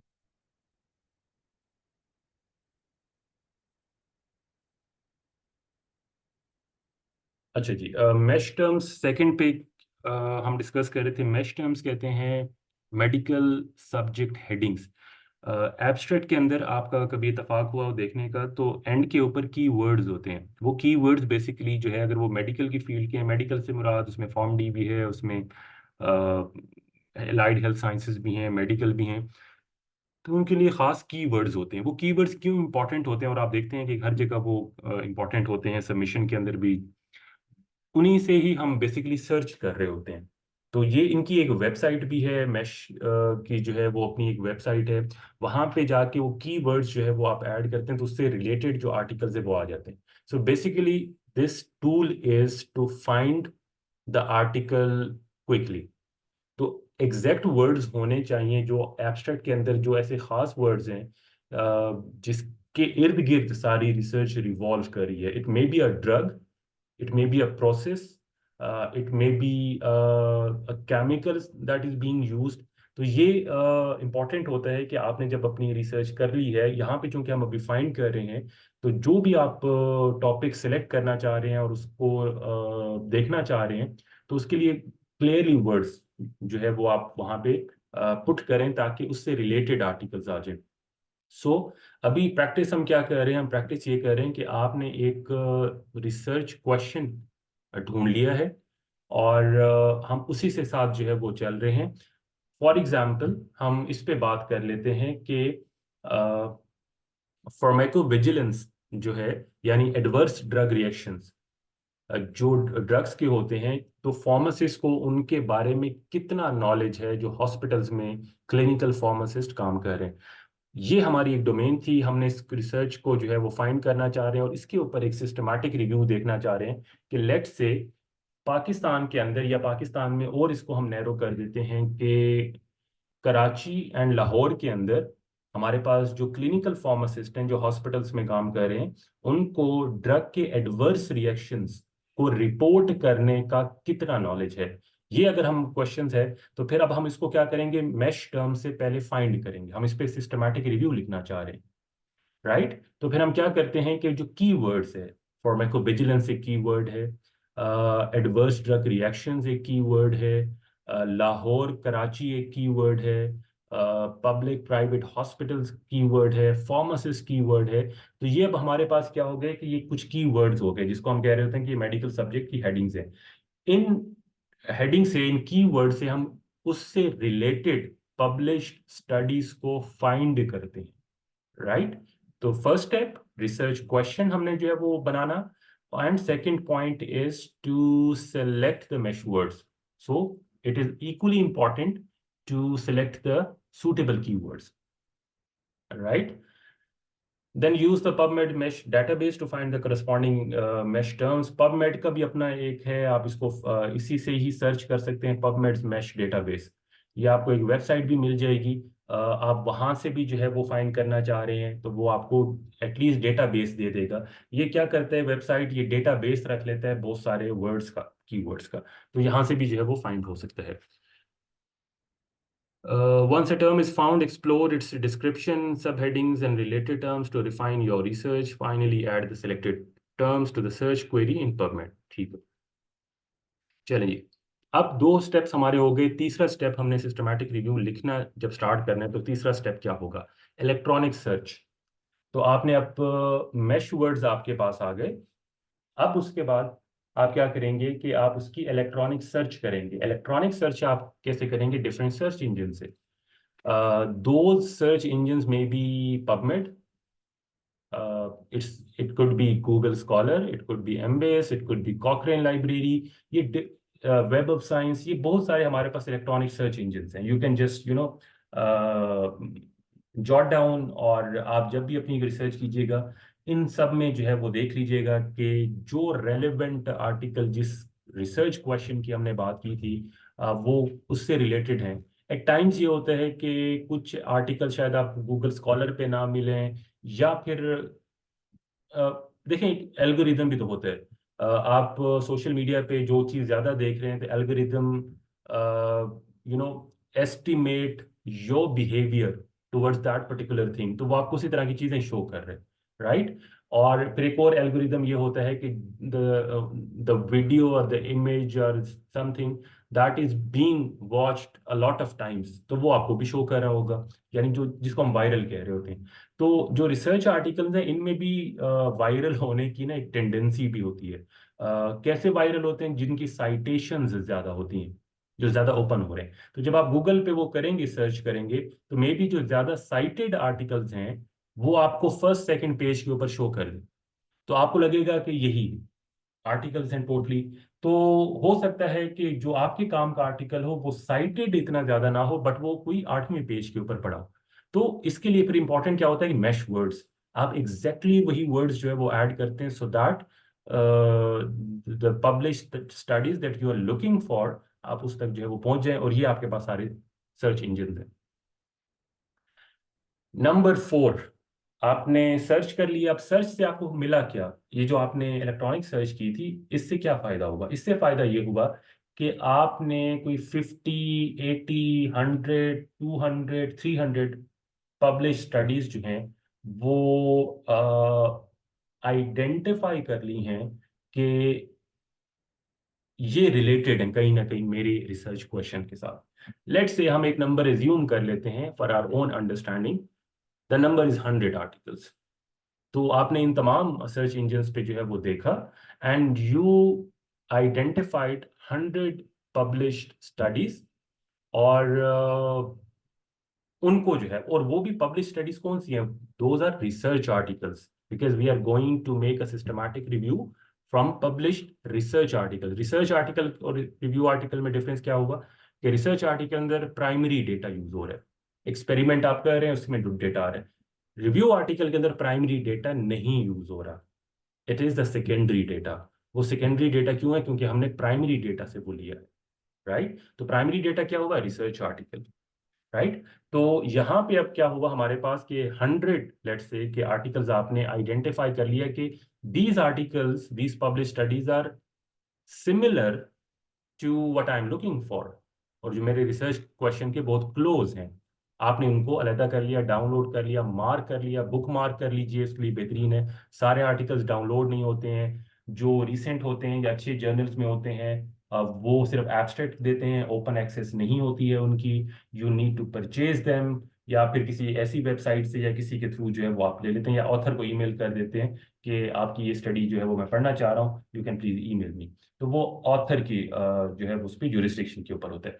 तो चूंकि सारे आर्टिकल्स नहीं available, what you can do is you can just book mark those articles जो कि एब्स्ट्रैक्ट की फॉर्म में ओपन एक्सेस में नहीं है, राइट? यहाँ तक हो गया। आपने सर्च कर लिए, 100 आर्टिकल्स आपके पास आ गए, लाइब्रेरी बन गई आपके पास। What you gonna do now? क्या आप वो सारे 100 के 100 यूज करेंगे? Maybe not. हो सकता है कि उस 100 में से आपके काम के 30 हों, बट कैसे पता चलेगा आपको कि मेरे काम के जो है वो 30 आर्टिकल्स हैं? तो उसके अंदर जो है वो क्या होगा कि आप टाइम ड्यूरेशन डिफाइन कर लेते हैं। जिस तरह क्वेश्चन पूछा था गालिबन किसी एक स्टूडेंट ने, कि अगर तो 23 के अंदर स्टडी पब्लिश हो चुकी है तो हम क्या करें, आप 25 में वो स्टडी पब्लिश करें या ना करें? आप कर सकते हैं। आप, ये वो विंडो थी जिसको हम बात कर रहे थे, टाइम ड्यूरेशन। आप टाइम ड्यूरेशन खुद सेलेक्ट कर सकते हैं। आप टाइम ड्यूरेशन कर सकते हैं कि let's say I want to study the pharmacovigilance in Karachi and Lahore with a pharmacist with public and private sector hospitals from 2005 to 25। तो अब आपने टाइम ड्यूरेशन खुद सिलेक्ट किया, तो इसका मतलब क्या हुआ कि जो 2005 से पहले वाले आर्टिकल्स थे वो ऑटोमेटिकली एक्सक्लूड हो जाएंगे, वो आपके स्टडी का पार्ट ही नहीं बने। मे बी वो 10 हो सकते हैं, वो 20, वो 30 आर्टिकल्स हो सकते हैं। तो हम एक और नंबर एज्यूम कर लेते हैं कि 100 में से, या चलें हम और भी लेटेस्ट करते हैं, हम 20 सालों में नहीं जाते, हम कहते हैं कि पोस्ट कोविड। ठीक है, हम बहुत ज्यादा रीसेंट स्टडी करना चाहते हैं कि पोस्ट कोविड के अंदर। अब पोस्ट कोविड जब बात आ गई तो इसका मतलब है कि 2020 से पहले वाले आर्टिकल्स तो वैसे एक्सक्लूड हो गए। तो वो जो 100 आर्टिकल्स थे, और आपने एक और इसके अंदर फिल्टर लगा दिया कि post Covid adverse drug reactions with pharmacists knowing that are reporting that in Karachi or Lahore in major public and private hospitals। तो अब पोस्ट कोविड आ गया तो फिर 2020 से पहले वाले आपके आर्टिकल सारे एक्सक्लूड हो गए. Let's assume that number was 60. तो what you are left with 40 publish studies. अब 100 में से आपके पास 40 रह गई, क्योंकि आपने एक ही फिल्टर लगाने से, that was the time duration, आपने 60 आर्टिकल्स एक्सक्लूड कर दी, क्योंकि आप पोस्ट कोविड कर रहे हैं. तो अब आप पोस्ट कोविड में अगर 2015 का भी आर्टिकल करते हैं तो it won't make a difference. हाँ, आप पोस्ट कोविड ना करें, कोई और फिल्टर लगा लें, 2015 से 25 कर लें. So that entirely depends on you and the gravity of that disease or the discovery of that molecule, ये इन चीजों पे भी डिपेंड कर रहा होता है. All right. Published studies are being included in the systematic review. इसमें एग्जाम्पल मैंने जिस तरह भी आपको कोविड की जो है वो एग्जाम्पल भी जो है ना वो इसमें साथ दे दी. तो अब आपके पास लेट्स एज्यूम 40 आर्टिकल्स रह गए जिनका आपने सिस्टमैटिक रिव्यू करना है. So now in from those 40 how will you extract the data. आप डेटा किस तरह से जो है वो उससे एक्सट्रैक्ट करेंगे, वो इंपॉर्टेंट चीज है. यानी शुरू में कितने थे, 1000 articles, then comes to the 100 articles, mesh terms आपने लगाई तो वो 100 हो गए. 100 में से आपने पोस्ट कोविड का एक फिल्टर लगाया तो वो 40 रह गए. अब उन 40 में से भी हो चांसेस हैं कि कुछ एक्सक्लूड हो सकते हैं, बट वो हम आगे देखते हैं. अब इन 40 के साथ आपने करना क्या है. Number one is scanning. आप उनको पढ़ेंगे तो इसमें होता क्या है, सिस्टमैटिक रिव्यू का जो बेसिक या सबसे अच्छा एक जो प्रिंसिपल है, it cannot be done individually. The reason is that you need to read a lot of articles. You can do this, but it would be, a Herculean task. बड़ा lengthy होगा कि अगर आप इंडिविजुअली सिस्टमैटिक रिव्यू लिखते हैं या Meta analysis, क्योंकि इसमें बायसनेस के चांसेस बहुत ज़्यादा बढ़ जाते हैं. So I would prefer you, all of you, to make a group while writing a systematic review, ताकि एक तो काम डेलीगेट हो जाए 2 3 4 लोगों को. Number two is that to minimize the risk of biasness. ठीक है, वो क्यों इंपॉर्टेंट है बाइसनेस, वो भी हम आगे डिस्कस करेंगे. सो 40 आर्टिकल्स स्कैनिंग किया आपने. स्कैनिंग में क्या चीज देख रहे हैं, स्कैनिंग में देख रहे हैं आप उनके टाइटल्स, राइट. कि कहीं वो रिव्यू आर्टिकल तो आपने कोई इसमें से नहीं ले लिया या मेटा एनालिसिस. अब रिव्यू में से रिव्यू तो नहीं निकाल रहे आप रिसर्च में से जो है वो सिस्टमैटिक रिव्यू निकाल रहे हैं. तो you would scan the topic, you would extract the data. Data क्या है, अब डेटा है इस केस के अंदर कि कौन कौन से ड्रग का एडवर्स इफेक्ट, क्या सारे ड्रग्स जितने भी हैं उनके एडवर्स इफेक्ट देखे जाएंगे, या सिर्फ हम कार्डियोवास्कुलर ड्रग्स देखेंगे, या सेंट्रल नर्वस सिस्टम के ड्रग्स देख रहे हैं, या फिर इमरजेंसी के ड्रग्स में देख रहे हैं. So that depends on you as well. आप इसमें से कोई फिल्टर लगाना चाहते हैं, दैट्स योर चॉइस. आप कहते हैं नहीं, मेरे पास सारा डेटा आ गया है, मैं सिर्फ वो ड्रग्स देखना चाह रहा हूँ उनके एडवर्स रिएक्शंस जो कि इमरजेंसी में यूज हो रहे हैं, क्या वो रिपोर्ट होते हैं या नहीं. सो बहुत सारे ड्रग्स जो है वो एक्सक्लूड हो जाएंगे. हो सकता है 40 में से आपके पास 30 आर्टिकल्स रहेंगे. So it only depends on you. You are going more and more specific towards your research question. अब आपके देखें रिसर्च क्वेश्चन भी तो कितना मेच्योर हो रहा है. शुरू में था कि रैंडमली था कि एडवर्स ड्रग रिएक्शंस देख लें, फिर आपने फिल्टर लगा दिया कोविड का, फिर वो हो गए, स्ट्रीमलाइन हो गया. फिर आपने इसमें से एक स्कैनिंग करके देख लिया कि रिसर्च आर्ट उसमें रिव्यू आर्टिकल तो नहीं थी, एक और आपका उसमें हो गया. अब आप डेटा एक्सट्रैक्ट करते हुए कह रहे हैं कि नहीं इमरजेंसी ड्रग्स हैं, और आपका रिसर्च क्वेश्चन मॉडिफाई मेच्योर होता जा रहा है. So this is how your research question is being answered by these tools, and they are systematically as well. Quality assessment करेंगे आप उनकी. क्वालिटी असेसमेंट बड़ा इंपॉर्टेंट इसलिए है कि आपको भी पता है कि बहुत सारे journals they are predatory journals. वो पैसे दें और छाप दें, वो ना स्कोपस में है. वो जो अभी क्वेश्चन था किसी का, मैं उसको यहाँ पे रिलेट कर देता हूँ कि क्या सारे के सारे रिसर्च आर्टिकल्स या पब्लिश स्टडीज जो गूगल स्कॉलर पे पढ़ी हैं, जो पबमेड पे पढ़ी हैं, जो बाकियों पे पढ़ी हैं, ये क्या सारी क्रेडिबल हैं? नो. इनके अंदर ऐसे जर्नल्स भी हैं और ऐसी स्टडीज भी हैं जो प्रीडेटरी हैं. ऐसे जर्नल्स भी मार्केट के अंदर मौजूद हैं जो कहते हैं कि हमें 50,000 रुपए दें और अगले दिन हमसे आप ले लीजिए पब्लिश्ड रिसर्च आर्टिकल. पॉसिबल ही नहीं. मेरा भी रिसेंटली पेपर पब्लिश हुआ है इन Q2 जर्नल। जर्नल्स की कैटेगरी होती है, वर्ल्ड रिनाउंड होते हैं या टॉप, जो जहाँ पे रिसर्च क्वालिटी पब्लिश होती है, that is Q1, then comes Q2, Q3, Q4, ये चार कैटेगरी। Q4 में हमारे पास ऐसे समझ लीजिए कि एमफिल का या अंडर ग्रेड का काम पब्लिश होता है, या ये कह दीजिए कि जिसमें डेटा जरा कम हो। तो अभी मेरा 2 दिन पहले एक्सेप्टेंस आई थी Q2 की जर्नल की। It took almost 8 months. हमने 24 के अंदर ये 2024 दिसंबर में सबमिट किया था। We got couple of revisions, और अगस्त के अंदर 3-4 दिन पहले एक्सेप्टेंस की इसकी ईमेल आई है। तो it took 8 months to publish a study, to make it through different peer reviews and criterias. तो उसके बाद होता है। तो अगर आपको कोई ये कह रहा है कि कल पब्लिश हो जाएगा, तो it's a scam, it's a wrong number, right. तो इससे भी बचना है। तो क्वालिटी असेसमेंट भी ऐसी है कि आप जब पेपर जो फिल्टर करते जा रहे हैं उसकी भी तो क्वालिटी देखेंगे ना, उसकी भी तो हेल्थ देखेंगे। इज द डेटा रियल और द फैब्रिकेटेड?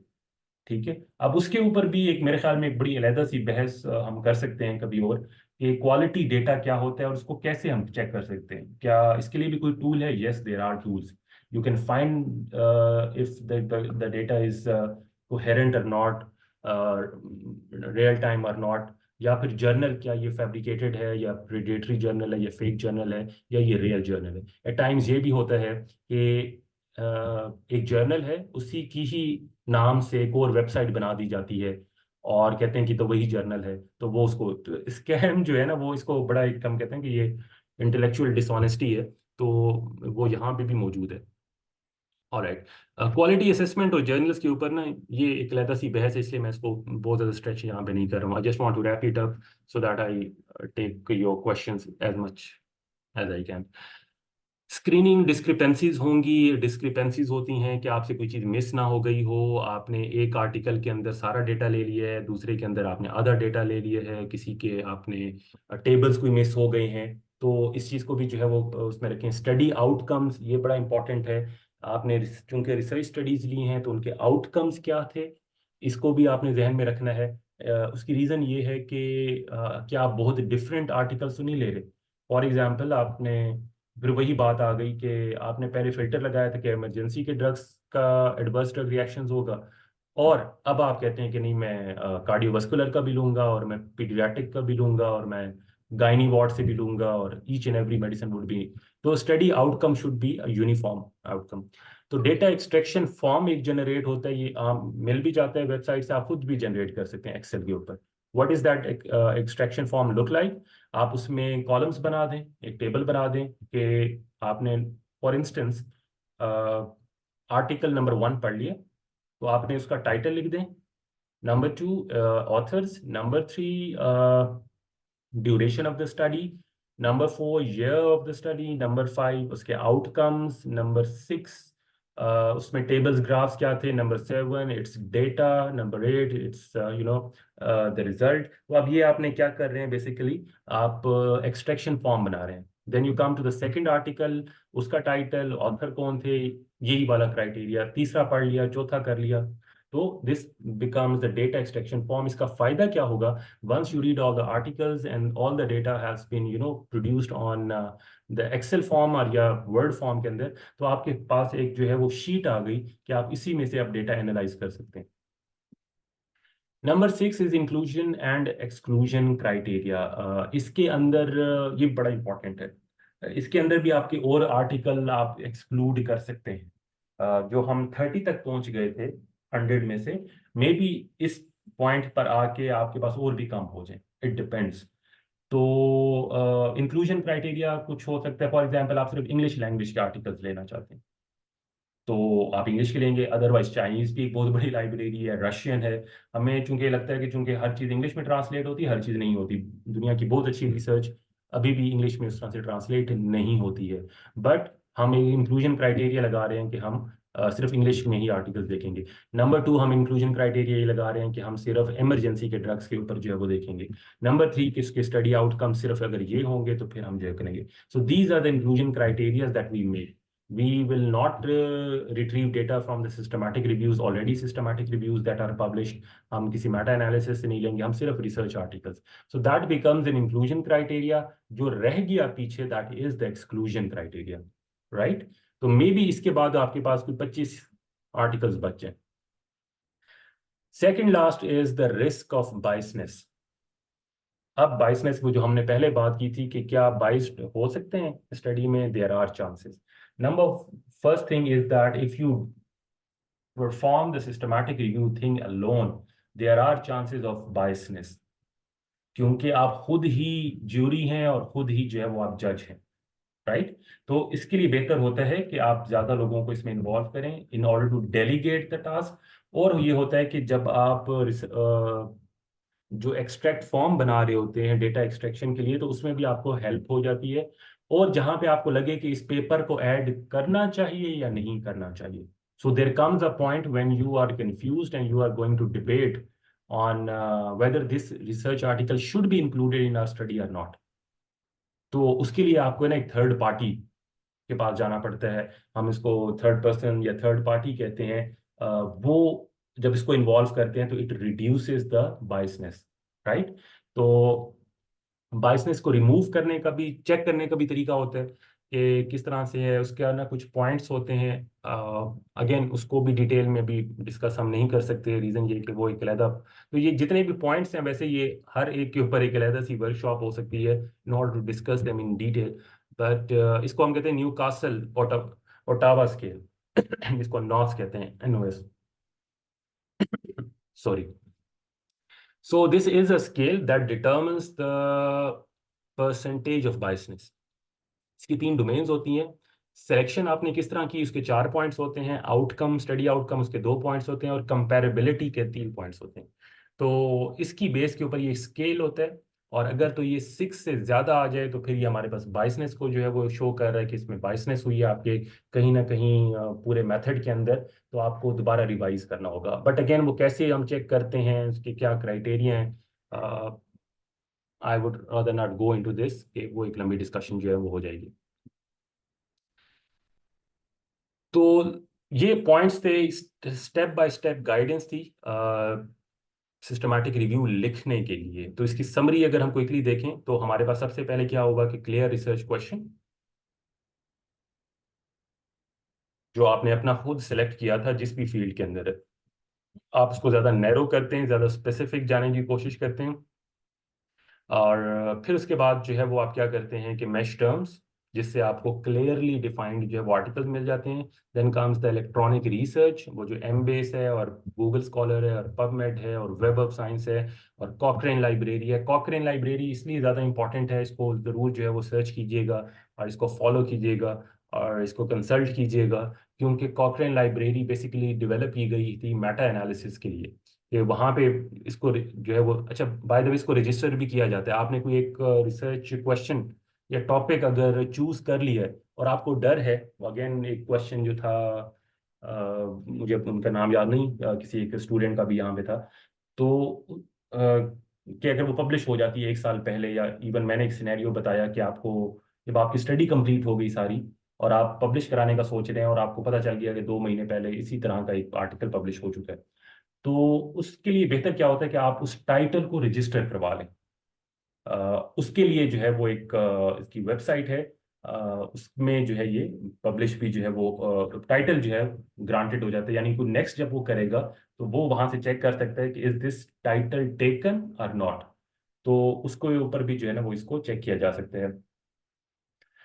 इलेक्ट्रॉनिक सर्च जो है वो हो गई सारी. उसके बाद टाइम ड्यूरेशन आपने खुद डिफाइन कर दिया. आप 2005 से करना चाह रहे हैं, 15 से करना चाह रहे हैं, 21 से करना चाह रहे हैं, that depends on you. That depends on the topic, the nature of the topic that you have selected. Data को आप एक्सट्रैक्ट कर रहे हैं, एक्सट्रैक्शन फॉर्म बना रहे हैं, और डिफरेंट उसमें टेक्निक्स हैं, क्वालिटी ऑफ डेटा क्या है, आउटकम्स क्या हैं, उसकी स्कैनिंग कैसे की है. Then comes the inclusion and exclusion criteria. आप कुछ चीज़ें इंक्लूड करेंगे, उसी पैरामीटर पे सारे आर्टिकल्स को गुजारेंगे, अदरवाइज ये अगर कोई एक भी नहीं होगा तो वो आपका बाइसनेस में आ जाएगा.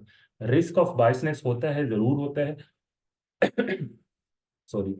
तो उसको मिनिमम करने के लिए, इसको चेक करने के लिए हमारे पास जो है वो न्यू कासल ओटावा स्केल है, उससे हम चेक करते हैं। Then drawing conclusions, last point क्या था कि इसका हम कंक्लूजन्स ड्रॉ कर रहे हैं, जो हमारे रिजल्ट्स बन रहे हैं या इसकी समरी बन रही थी। So this was all about how to write a systematic review. दो ऑप्शंस हैं आप लोगों के पास। एक ऑप्शन ये है कि हम कुछ आर्टिकल्स देख लें क्विकली, या फिर हम आपके क्वेश्चन आंसर जो है वो पहले दे दें। So I am okay with both options, जिस पे आप जो है वो बताएंगे। अगर आप हैंड्स ऑन प्रैक्टिस करना चाहते हैं, मैं आपके सामने एक सिस्टमैटिक रिव्यू का आर्टिकल जो है वो रख देता हूँ, और उसमें ये चीज़ें फाइंड कर सकते हैं हम, या मैं आपको सेंड भी कर दूंगा। Definitely I will send it with you, I share the material with you. और उसमें आप खुद भी देख सकते हैं कि all these 8 points that we have discussed, can they be found in a systematic review or not.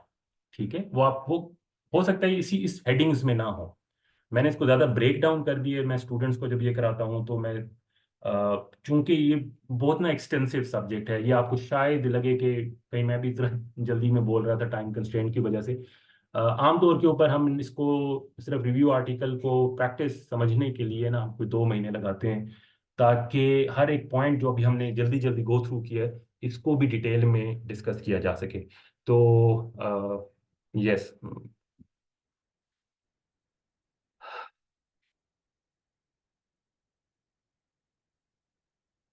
अच्छा जी, शीमा गुल का क्वेश्चन है, other than RCTs research articles also, other than RCT research articles also use secondary data,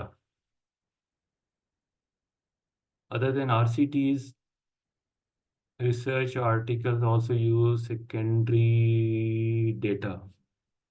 अच्छा, how, कैसे वो secondary data जो है वो यूज कर रहे हैं? सेकेंडरी डेटा वो इस तरह से हो सकता है कि इसने एक्सट्रैक्ट करने का कोई और तरीका हो, but that data was not used before. ये जो है ना वो एक वो होता है रिसर्च आर्टिकल की कंपल्शन होती है कि वो डेटा बेशक एक्सट्रैक्ट आपने किसी तरीके और से भी किया हो, but that should not have been used before in an article. अगर वो यूज्ड हुआ है तो उसको दोबारा कहीं ना कहीं आप कर रहे हैं, that become the secondary data. तो फिर वो रिसर्च का पार्ट नहीं है। लिटरेचर मैट्रिक्स, अच्छा ये पता नहीं अब क्वेश्चन है क्या है। क्वेश्चन आंसर है समैया का, गो फॉर आर्टिकल, केंजा ने का आर्टिकल पढ़ना चाहिए, अरूबा का भी है आर्टिकल पढ़ना चाहिए। How do we select one topic? Okay, this million dollar question, कि how do we select one topic.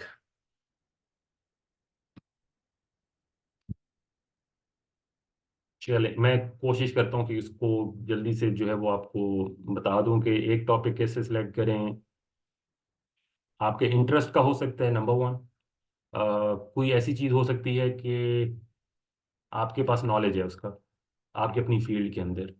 पहला तो एक सिंपल ये रूल होता है कि आपका के पास, यानी क्योंकि रिसर्च है ना is a boring subject, it's a thankless job. और इसके जो रिजल्ट्स हैं ना वो इमीडिएट नहीं है। यू री यू यू नो इसके जो है ना जो फ्रूट्स हैं ना वो आपको 2 3 4 5 साल के बाद मिलते हैं, जब आप शायद होपलेस भी हो चुके होते हैं। तो it's a kind of boring thing. इसलिए इंपॉर्टेंट चीज़ ये है कि आपका ना जिस चीज़ में इंटरेस्ट हो, जिस टॉपिक के ऊपर, या वो हो सकता है कि आपने अच्छे से पढ़ा हो, अ, आपके पास नॉलेज हो, आपको समझ आती हो, मज़ा आता हो पढ़ने में, उसके ऊपर भी जो है वो हो सकता है। एट टाइम्स हम बड़ा आउट ऑफ द वे जाते हैं। मैंने अपनी पीएचडी के अंदर बहुत आउट ऑफ द वे गया। तो वो इतना मैं आउट ऑफ द वे गया कि जो मेरी एमफिल की रिसर्च थी उससे बहुत डिफरेंट था। एमफिल में कहीं डायनामिक्स, फार्माकोडायनामिक्स पे काम था, तो इसमें फार्माकोकाइनेटिक्स के ऊपर काम था। तो उसके कुछ और भी रीजंस हैं, वो मैं अब यहाँ पे नहीं बताता।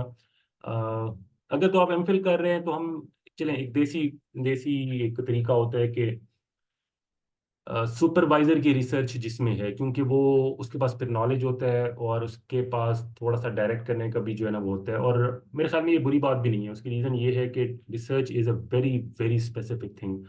आप देखते हैं कि एमबीबीएस डॉक्टर तो सारे होंगे, बट जो स्पेशलाइज्ड होगा किसी एक पर्टिकुलर डोमेन में, यानी जो ऑर्थोपेडिक में भी सिर्फ जो है ना कोई खास ओस्टियोआर्थराइटिस में डील कर रहा है, ये तो वो बेहतर होगा, और उसको शायद रियोमेटॉइड आर्थराइटिस का इतना ना आइडिया, यानी वो उस चीज़ में इतना है। या कोई लीवर ट्रांसप्लांट के अंदर है, तो वो किसी और हेपेटोलॉजिस्ट से जो है ना वो ज़्यादा स्पेसिफिक है। इसी तरह रिसर्च के अंदर भी ना जो सुपरवाइजर्स या रिसर्चर्स होते हैं या टीचर्स होते हैं ना, तो उनकी भी एक बहुत ही खास डोमेन होती है। फॉरेन में इसी तरह ही है, वहाँ पे बिल्कुल जो है वो आपका ये होता है कि बहुत स्पेसिफिक होते हैं।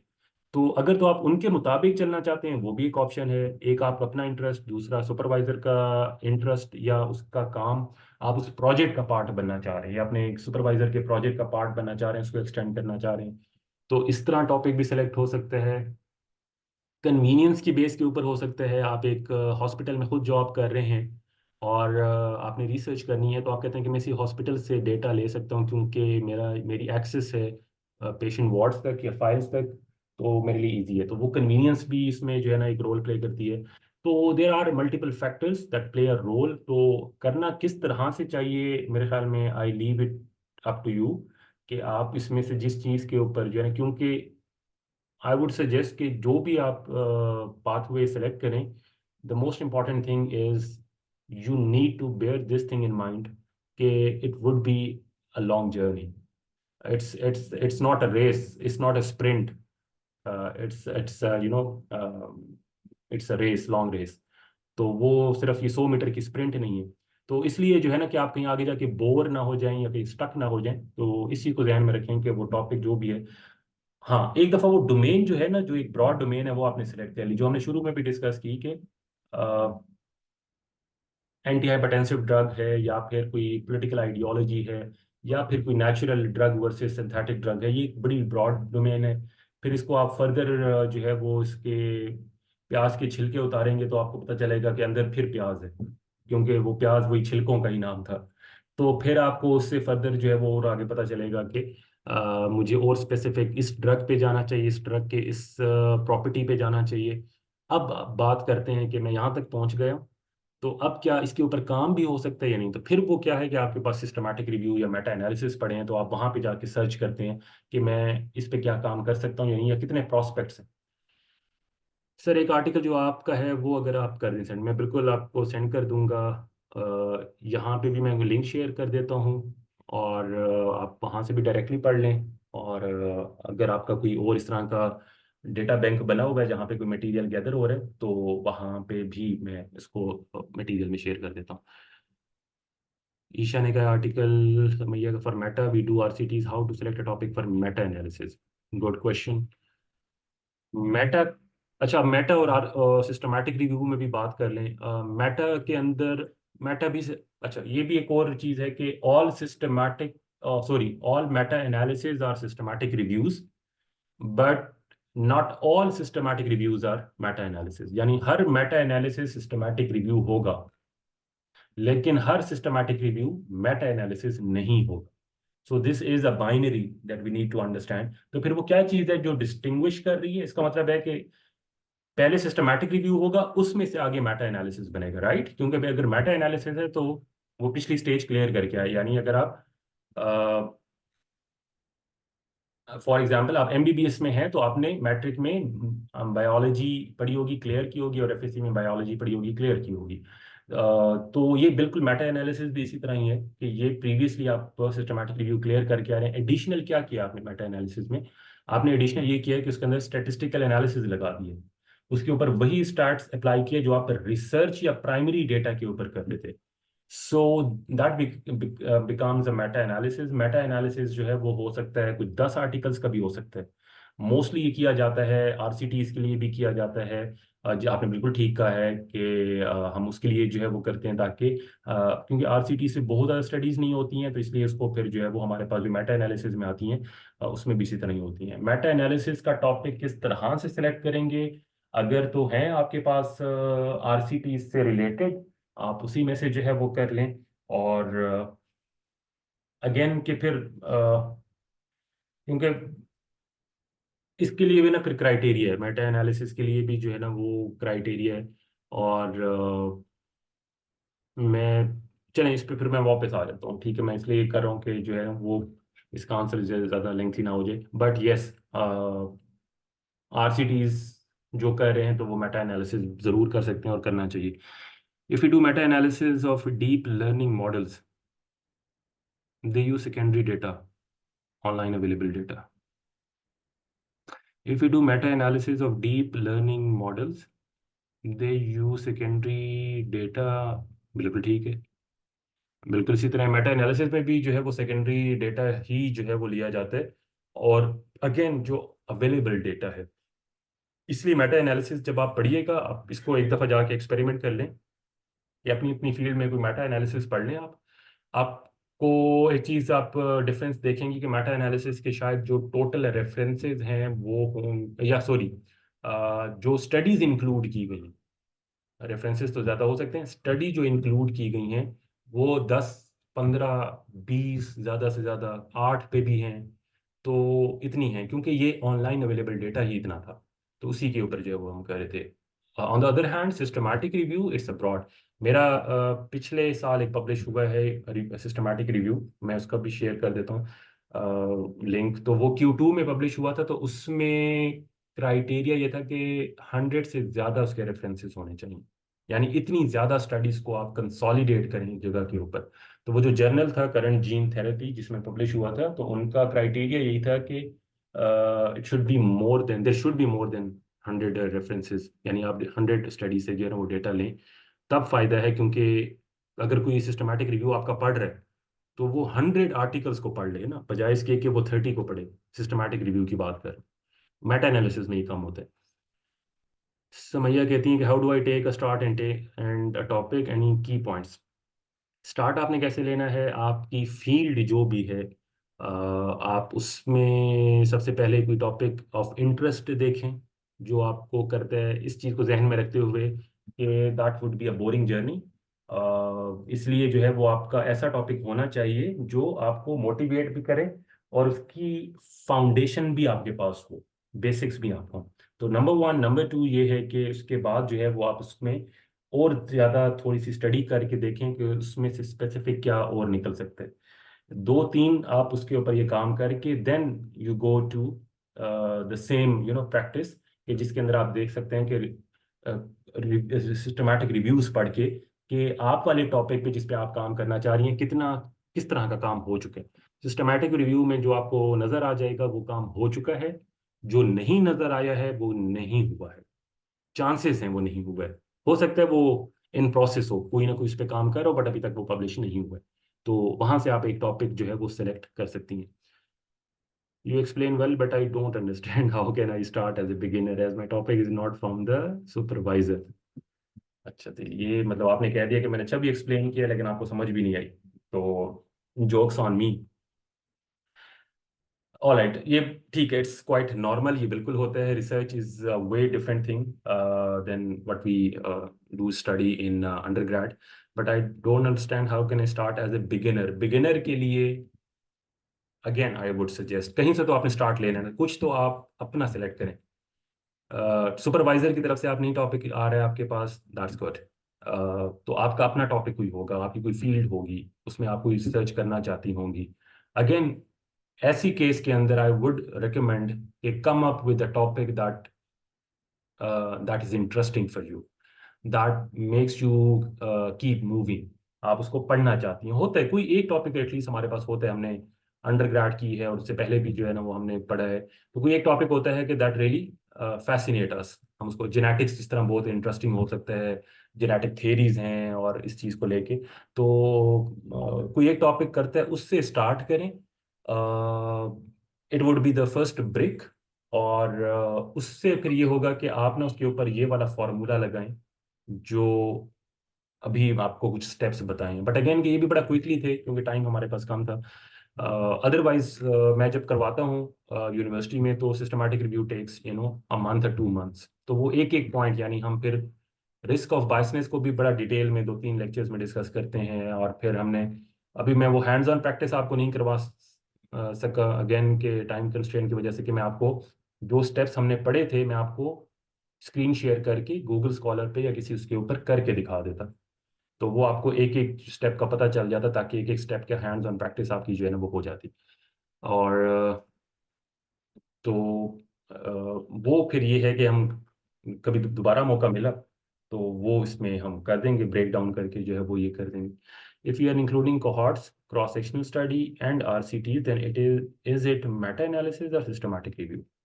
आप कोहॉर्ट स्टडीज भी कर रही हैं, क्रॉस सेक्शनल स्टडीज भी कर रही हैं, RCTs भी कर रही हैं, तो मेटा एनालिसिस है या system? It depends on the data.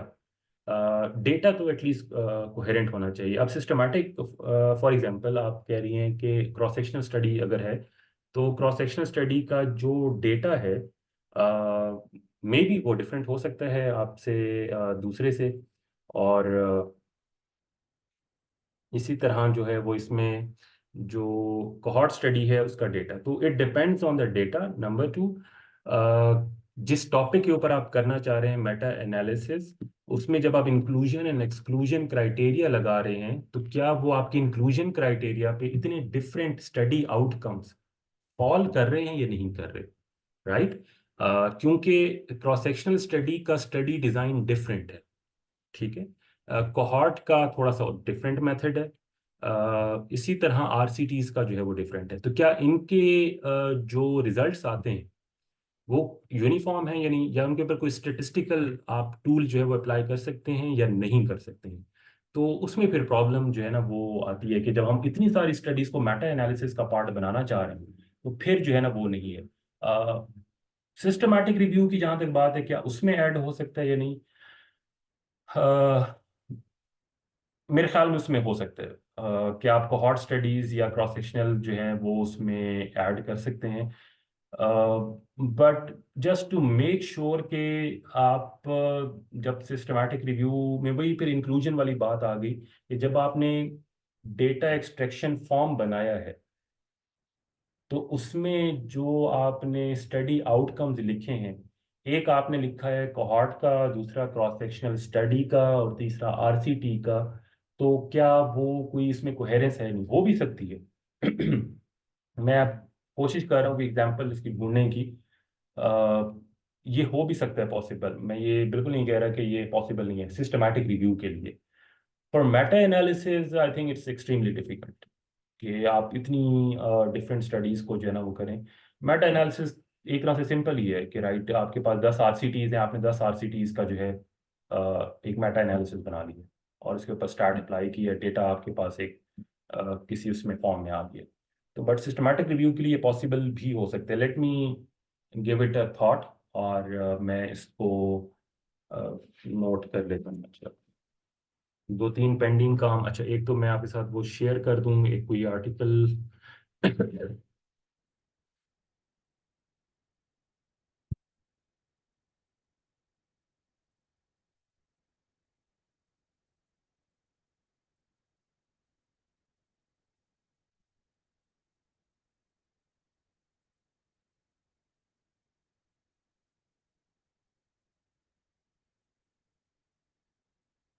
ठीक है, एक तो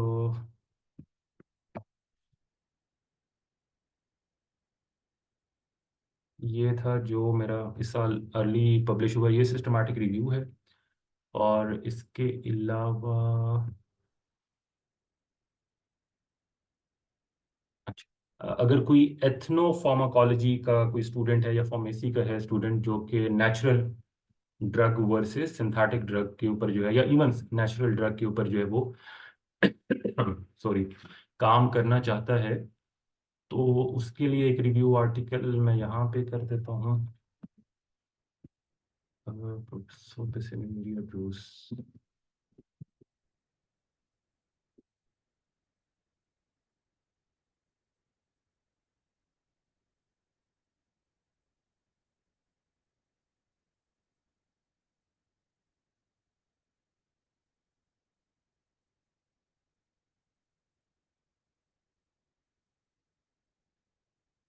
अच्छा,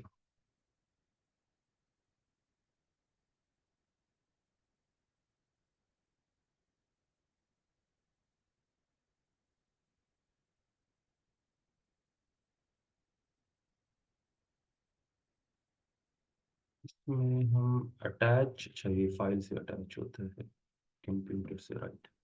अच्छा, एक मैं आपको सिस्टमैटिक रिव्यू का ना एक रीडिंग मटेरियल दे देता हूँ.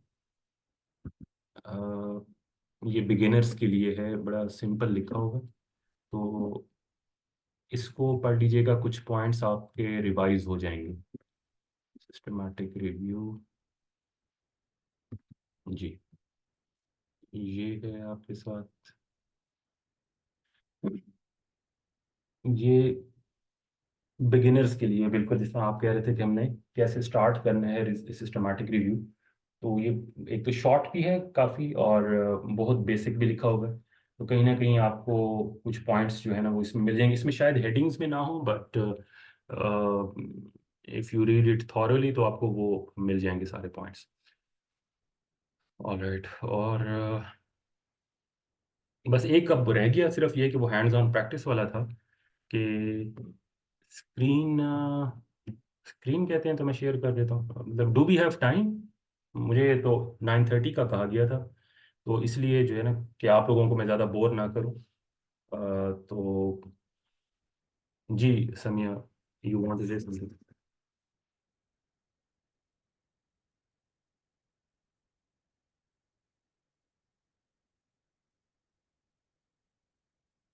ठीक है, मैं हाजरा के साथ भी शेयर कर देता हूँ, और वो आप लोगों के साथ भी शेयर कर, मैं बस इसका है ना एक ड्राइव बना लेता हूँ, ताकि उसमें सारा मटेरियल हो, और वही ड्राइव का लिंक जो है वो आपको मिल जाए।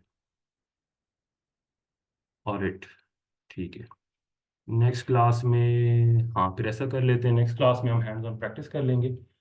You can come up with your topics, जो इंटरेस्ट के टॉपिक है, तो मैं ऐसा कर लूँगा कि कुछ टॉपिक्स आपसे ही ले लूँगा, रादर देन कि मेरे पास अपने टॉपिक्स होंगे, हम उसके ऊपर भी कर सकते हैं, but I would really want के आप लोग अपने कोई टॉपिक्स वगैरह जो है वो अगर कोई सजेस्ट करना चाहते हैं, लाइक समैया आप हैं या फिर जो भी, तो हम उसी टॉपिक्स को वहीं पे एक टेस्ट ड्राइव करके, उसी प्रोसेस से गुजार के, उसी स्टेप से गुजार के, जो सिस्टमैटिक रिव्यू के होते हैं, तो हम उसमें से निकाल सकते हैं। तो आपको मेरे ख्याल में शायद ज़्यादा आइडिया उसका हो जाएगा कि what should be the first steps, what should be the baby steps that you need to take, कि आपको किस तरह, तो बाकियों को भी इससे आइडिया जो है वो हो जाएगा।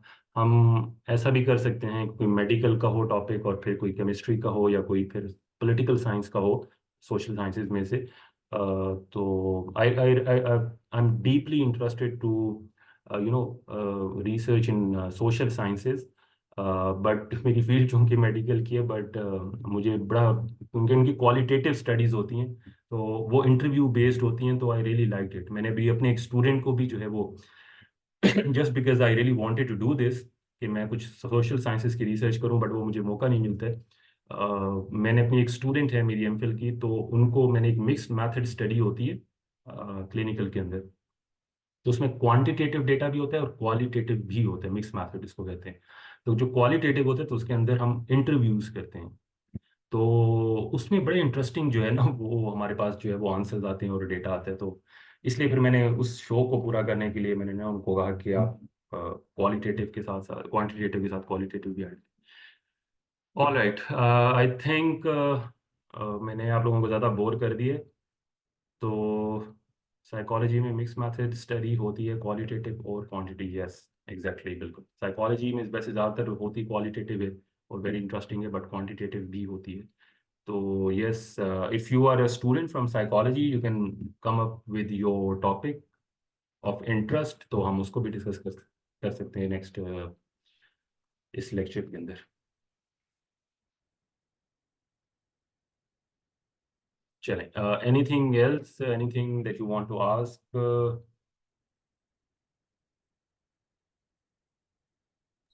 साइकोलॉजी में सिस्टमैटिक कैसे करेंगे? मिक्स मेथड के साथ बिल्कुल कर सकते हैं। You can just have an idea of the knowledge and the attitude, तो वो क्वांटिटेटिव जो है ना वो आपके पास कहीं ना कहीं जो है ना उसमें हो जाता है। तो आप उसमें वेरिएबल्स जैसे ऐड कर सकते हैं कि जो क्वांटिफाइबल हो, रिलेट कर सकते हैं कोई ड्रग्स के साथ, सॉरी, ड्रग्स के इफेक्ट्स के साथ। तो आप उसमें ऐसे पैरामीटर्स ऐड करते हैं जो कि जिनको हम क्वांटिफाई कर सकें, तो वो आप उसमें कर सकते हैं, और साथ में जो है साइकोलॉजी में सिस्टमैटिक कैसे करेंगे?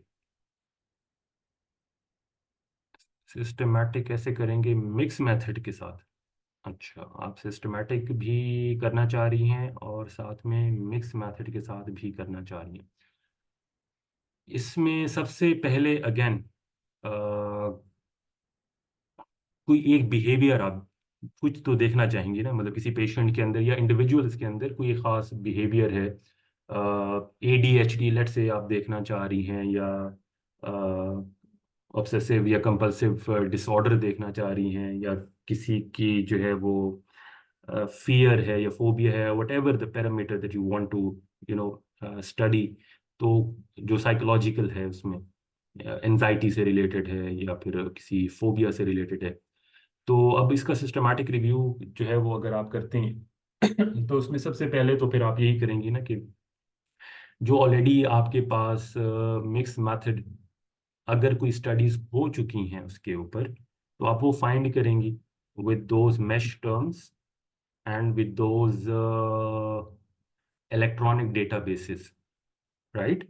तो वो जो कोई एक वेरिएबल था जो आप फाइंड करना चाह रही थी, be it an anxiety, be it a phobia और समथिंग एल्स, तो आप उससे रिलेटेड मिक्स मेथड के रिसर्च आर्टिकल्स डिफरेंट टर्म्स के साथ, कीवर्ड्स के साथ आप जो है वहाँ पे पुट करती हैं, वो आपको कुछ रिजल्ट्स देते थे।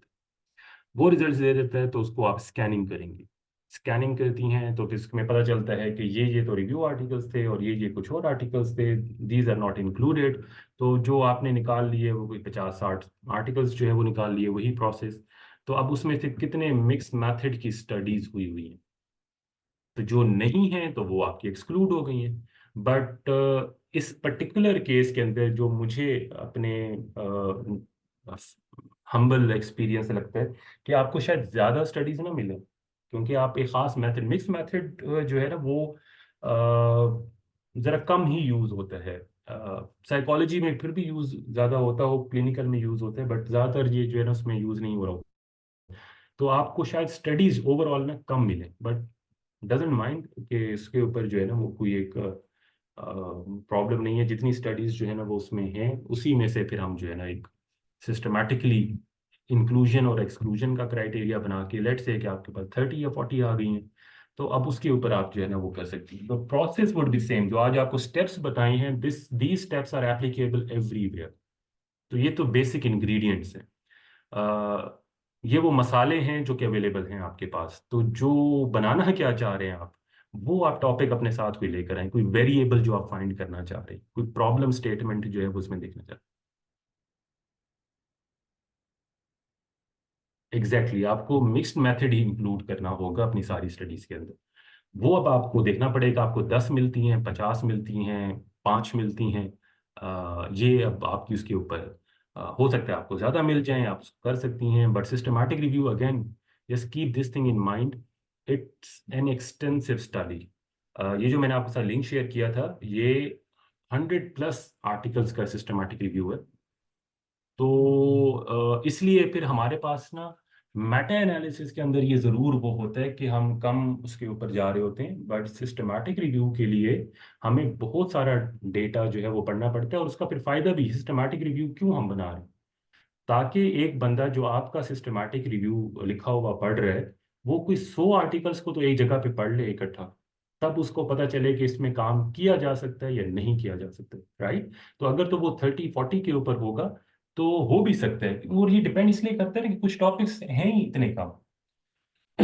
फॉर एग्जाम्पल, कि आप कोविड के बाद वाली कोई ऐसी पैरामीटर देख रहे हैं कि Covid plus hepatitis plus anxiety और प्लस इसमें कर दें क्लास्ट्रोफोबिया, अब ये 4-5 अब एलिमेंट है ना, तो इसमें आपको आर्टिकल्स बहुत कम मिलेंगे अगर आप सिस्टमैटिकली। तो इसमें तो आपके पास एक कंसेशन आ गई है कि आपके पास तो आर्टिकल्स ही कम है, तो आप 100 कैसे इसमें ढूंढें या 70 कैसे ढूंढें?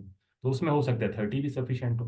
बट आपकी अगर एक टॉपिक है ही ऐसा जो इतना ब्रॉड है, और वो मुझे फौरन पता चल गया है, जिस तरह आपने अगर मुझे वो आर्टिकल भेज दिया मैन्युस्क्रिप्ट लिख के, तो मैं सबसे पहले कुछ उसके ऊपर टेस्ट लगाऊंगा कि सर्च इंजन के अंदर क्या ये पढ़ा हुआ है इससे रिलेटेड, और इससे कितना रिलेटेड पड़ा है और कितना पुराना पड़ा है, और उसने क्या लिखा हुआ है। जो मुझे सिमिलर स्टडी मिलेगी आपसे, तो मैं उसको भी पढ़ूंगा, और मैं देखूंगा आपका और उसका कंपैरिजन क्या बनता है, यानी आपने कितना कोई नई उसके अंदर जो है ना वो एक इंटरवेंशन की है, राइट। तो वो इसकी बेस के ऊपर भी होता है।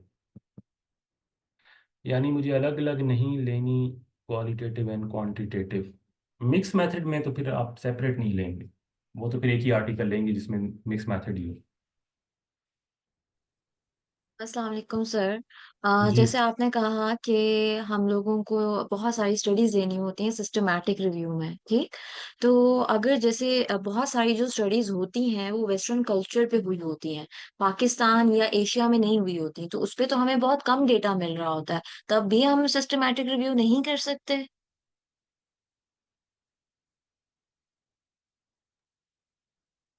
बिल्कुल। बहुत सारी स्टडीज़ आपको पाकिस्तान में बड़ी कम स्टडीज़ मिलेंगी।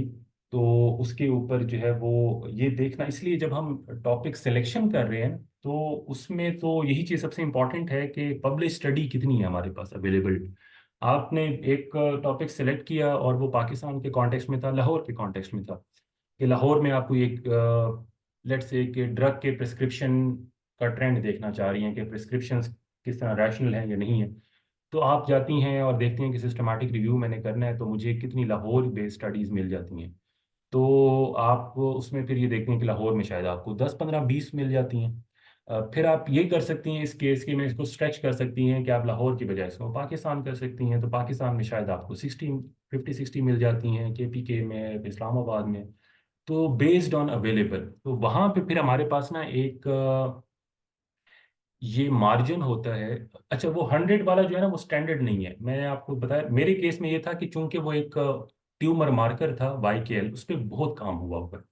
तो मैंने इसकी जो है ना वो ये किया कि सारा काम इकट्ठा किया, तो वो इसलिए 100 प्लस हो गया। तो 100 इज नॉट अ स्टैंडर्ड और बेंच मार्क, ठीक है। मैं इसलिए इसको जो है ना वो क्लियर कर दूं कि अगर आप इसको सोच रहे हैं कि 100 मुझे करने हैं सिस्टमैटिक रिव्यू के लिए, systematic review could be of 30 और 40 या 50 रिसर्च आर्टिकल्स का भी हो सकता है। बट इट डिपेंड्स कि ये जो टॉपिक है कि वो कितना ऑलरेडी उस पर काम हो चुका है। तो आपके केस के अंदर की जो पाकिस्तान की स्टडी थी और आपको प्रिस्क्रिप्शन ट्रेंड्स के ऊपर कोई 50 आर्टिकल्स मिलते हैं और आपने इसको हर सर्च इंजन में देखा है बट इतने ही मिल रहे हैं, तो आप इतने के साथ ही उसका सिस्टमैटिक रिव्यू बिल्कुल कर सकती हैं। उसके सर अंदर मेरा जो एक, अच्छा जी। सॉरी, नहीं आप पूछती हूँ। जी, तो बस वो मैं इसको ही कंक्लूड कर रहा था कि वो फिर आपके पास एक कंसेशन आ गई। तो जब मेरे पास आपका आर्टिकल आएगा जर्नल, अगर मैं हूँ और आपका आर्टिकल आया है जिसपे आप कह रही हैं कि पाकिस्तान के कॉन्टेक्स्ट में तो सिर्फ मैंने 40 आर्टिकल से जो है वो डेटा रिट्रीव किया है और उस पर सिस्टमैटिक रिव्यू लिखा है, तो मैं इसको चेक करूंगा कि क्या वाकई में जो ऑथर कह रहा है कि सिर्फ 40 रिसर्चेज अवेलेबल थी, तो क्या वाकई में इसी तरह है। और मैं देखता हूँ और फिर मुझे पता चलता है कि यस, पाकिस्तान में तो काम भी बहुत कम हुआ था प्रिस्क्रिप्शन ट्रेंड्स के ऊपर, द ऑथर इज राइट। तो जो ऑथर के पास अवेलेबल डेटा था उस पर्टिकुलर डोमेन में, उस पर्टिकुलर रीजन के अंदर, उसने उसकी बेस के ऊपर, ये आप मेंशन भी करती हैं उसके अंदर, अपने मैन्युस्क्रिप्ट के अंदर, अपने सिस्टमैटिक रिव्यू के अंदर, कि हमने इतने आर्टिकल्स लिए उसमें से फिल्टर हो गए इतने, और ये इंक्लूजन और एक्सक्लूजन क्राइटेरिया लगा के आखिर में हमारे पास कोई 40 बच गए हैं। तो those 40 articles they meet the criteria of the systematic review that we are designing। तो उसकी बेस के ऊपर मेरे आपका बिल्कुल क्लेम ठीक है, जर्नल भी अब इसको क्रॉस चेक करता है, वो कहते हैं बिल्कुल ठीक है जब डेटा ही इतना अवेलेबल है। मेरे केस के अंदर जो YKL 40 का मैंने इसमें अपना शेयर किया है, उसमें अगर आप सर्च करेंगे तो चूंकि ये पाकिस्तान या किसी कॉन्टेक्स्ट के अंदर नहीं था, ये एक जर्नल था ओवरऑल, ठीक है। तो उस पे तो तकरीबन कोई 10,000 आर्टिकल्स पड़े हुए हैं। तो अब 10,000 में से मैंने सिर्फ 105 जो है वो चूज की। जी। सर मैंने आपका वो इंट्रो देखा था, आप पीएचडी स्कॉलर हैं। तो सर मैं भी पीएचडी कर रही हूँ, क्योंकि पीएचडी का क्राइटेरिया ये होता है जब हम लिटरेचर रिव्यू कर रहे होते हैं तो हमें सिस्टमैटिक भी रिव्यू करना होता है। तो अगर मेरी स्टडी का मेथड जो है वो मिक्स मेथड है, तभी मैंने आपसे पूछा था, मुझे इंक्लूजन क्राइटेरिया जो है वो मिक्स मेथड रखना पड़ेगा अपना। तो मुझे इस बारे में थोड़ा सा गाइड करें, अगर मैं मिक्स मेथड की एक स्टडी कर रही हूँ और उसमें पाकिस्तान में स्टडीज हुई ही नहीं हुई, सपोजली मुझे सिर्फ एक मुश्किल से स्टडी मिल रही है, मैंने जितना डेटा सर्च किया है, तो फिर मैं उसको कैसे कैटर करूंगी? ये आउट ऑफ द शायद कॉन्टेक्स्ट होगा, सिस्टमैटिक रिव्यू में नहीं आ रहा है, it's related to the PhD more, क्योंकि वो स्टडीज उस पे हुई नहीं हुई, तो फिर मैं इसको किस तरह लेके चलूंगी, मुझे थोड़ा सा ये गाइड करें। क्या मुझे जरा उसमें बता सकती हैं स्पेसिफिकली कि टॉपिक आप क्या क्या है, रिसर्च टॉपिक पीएचडी का? मैं यहाँ पे नहीं बता सकती आपको। चले, ऑल राइट, ठीक है।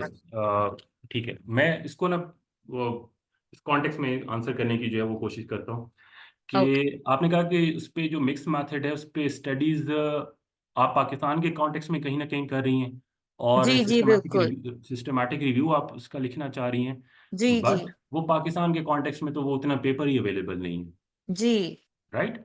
जी तो इस केस के अंदर जो है वो यही हो सकता है कि आप कॉन्टेक्स्ट फिर पाकिस्तान उसमें जो है वो ना रखें, आप उसका थोड़ा सा और जो है ना वो क्राइटेरिया उसमें जो है वो डिफरेंट कर दें। क्योंकि लिटरेचर रिव्यू से आप बेसिकली, हमारा लिटरेचर रिव्यू का हमें ये फायदा होता है ना कि लिटरेचर रिव्यू से हम एक एक्सट्रैक्ट कर लेते हैं, ताकि killing two birds with one stone वाली बात होती है कि हमारा पब्लिश भी हो जाए वहाँ से, और उससे लिटरेचर रिव्यू भी जो है वो हो जाए। तो इस केस के अंदर जो है आई वुड सजेस्ट कि आप जो है वो कॉन्टेक्स्ट थोड़ा सा चेंज कर लें, आप उसके पाकिस्तान में ना करें, कोई और उसमें वेरिएबल्स ऐड कर लें, एक्स्ट्रा डेटा ऐड करें आपको लिटरेचर में, जो कि शायद कहीं आप डेटा कलेक्ट नहीं कर रही उस केस के अंदर। क्योंकि देखिए, आपका जो सिस्टमैटिक रिव्यू है वो एक अलहदा पब्लिश होना है, it has nothing to do with your research work, जो आपका जो एक्चुअल डेटा है। क्योंकि ओके। पीएचडी के अंदर जो क्राइटेरिया है वो ये है कि आपका रिसर्च आर्टिकल पब्लिश होना चाहिए इन Q1 या Q2, आपकी जो भी उसमें जो है ना सोशल साइंसेज है या मेडिकल है, तो वो काउंट तो वो हो रहा है। सिस्टमैटिक रिव्यू हम इसलिए लिख रहे हैं या मेटा एनालिसिस इसलिए कर रहे होते हैं, so that we get to know more about our topic via literature review. तो उसमें आपके केस में आई वुड सजेस्ट कि जो जितना मुझे इसमें समझ आ रहा है, मे बी शायद अगर कोई टॉपिक हो ज़्यादा स्पेसिफिक तो मैं उसको ज़्यादा बेहतर उसकी डायमेंशन देख सकूं, बट जनरली अगर मुझे कोई टॉपिक नहीं है मेरे सामने, तो मैं इसमें ये कहूँगा कि उसका कॉन्टेक्स्ट लोकल ना रखें, उसका कोई ग्लोबल रखें, या उसमें दो तीन और पैरामीटर्स ऐड कर लें, और उसकी वजह से फिर आपके पास पूल बड़ा हो जाएगा उस research article, number of publish studies का, जो पहले बहुत कम थी, अब वो पूल बड़ा हो गया, तो आप उसमें से जो है ना वो ड्रॉ कर सकती हैं। उससे आप ये भी कर सकती हैं अपने लिटरेचर रिव्यू में भी और चीज़ें ऐड कर सकती हैं, अपना एक ऑब्जेक्टिव इंक्रीज कर सकती हैं। जो हम ऑब्जेक्टिव्स बनाते हैं पीएचडी की रिसर्च में, 3 होते हैं, 4 होते हैं, 5 होते हैं, तो आप कोई और पैरामीटर ऐड करके, just because to satiate your this systematic review thing, आप एक और ऑब्जेक्टिव ऐड करके एक और पैरामीटर कर रहे हैं, बट अगेन के उससे शायद आपका टाइम ज़्यादा और लग जाए, और बट मेरे ख्याल में विदाउट टॉपिक जो है वो शायद मैं इतना ही इस पर कोई बता सकूं। Okay, thank you. तो मेरा सर लास्ट सवाल ये है कि अगर सिस्टमैटिक रिव्यू में हम क्वांटिटेटिव लाइक मिक्स मेथड मेरी स्टडी है, ठीक है, लेकिन अगर मैं इंक्लूजन क्राइटेरिया में मिक्स मेथड ना लूं, मैं क्वालिटेटिव और क्वांटिटेटिव की अलग अलग जितनी मुझे स्टडीज मिल रही हैं, तो वो मैं इस तरह कर सकती हूँ कंबाइन, और फिर सिस्टमैटिक रिव्यू में जो है वो डिफाइन कर दूं कि मैंने क्वालिटेटिव स्टडीज इतनी ली हैं और क्वांटिटेटिव स्टडीज इतनी ली हैं। नहीं, मेरे ख्याल में फिर वो डेटा का प्रॉब्लम आ जाएगा ना, कि आपने जो क्वालिटेटिव का पेपर अलहदा वहां से डेटा लिया है और क्वांटिटेटिव का अलहदा, क्या वो डेटा भी आपस में कोइंसाइड कर रहा है या नहीं कर रहा है? तो क्वालिटी उसमें मिक्स मेथड में तो ये होता है ना कि एक ही स्टडी डिजाइन के अंदर आपने दोनों काम किए, जबकि क्वालिटेटिव और क्वांटिटेटिव सेपरेटली अगर किसी ने किया, तो मेरा नहीं ख्याल कि एक ही तरह से उसने अगर काम किया होगा और दो अलग अलग उसने डिजाइन्स बनाए होंगे, तो मेरे ख्याल में वहां पे ना कोई डेटा आपका जो है ना वो नहीं कोहेरेंट नहीं होगा, आपको उस पे ऊपर कोई जो है वो कोई कंक्लूड नहीं कर सकेंगे, या डेटा को एनालाइज करने में प्रॉब्लम आएगी आपके पास। आपको चाहिए सिर्फ मिक्स मेथड ही, कि एक ही स्टडी डिजाइन था और उसके अंदर दो मुख्तलिफ तरीकों से डेटा लिया गया।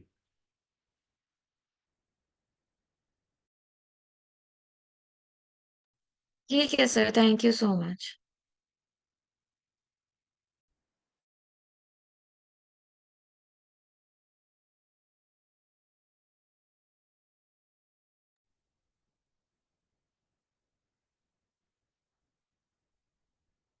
सर मेरा एक सवाल है। जी हुमैरा, पूछिए। सर एक सवाल ये है कि क्वांटिटेटिव अगर हम सिस्टमैटिक रिव्यू कर रहे हैं या मेटा एनालिसिस कर रहे हैं तो उसमें हमारे पास क्वांटिटेटिव डाटा होता है, उसमें हम स्टैट्स लगा देंगे, ठीक है। लेकिन अगर हम क्वालिटेटिव डाटा है वो मतलब क्वालिटेटिव रिसर्चेस का सिस्टमैटिक एनालिसिस कर रहे हैं तो उसमें मतलब उसको किस तरह से किया जाएगा, और उसमें जो है वो जो अगर फॉर एग्जांपल आपने मुझे ये 2-3 हमने नाम बताए थे, narrative scoping review, umbrella review या नैरेटिव रिव्यू, तो ये जो हम क्वालिटेटिव डाटा एनालिसिस करते हैं तो उसमें ये कौन सा वाला रिव्यू कहलाएगा ये?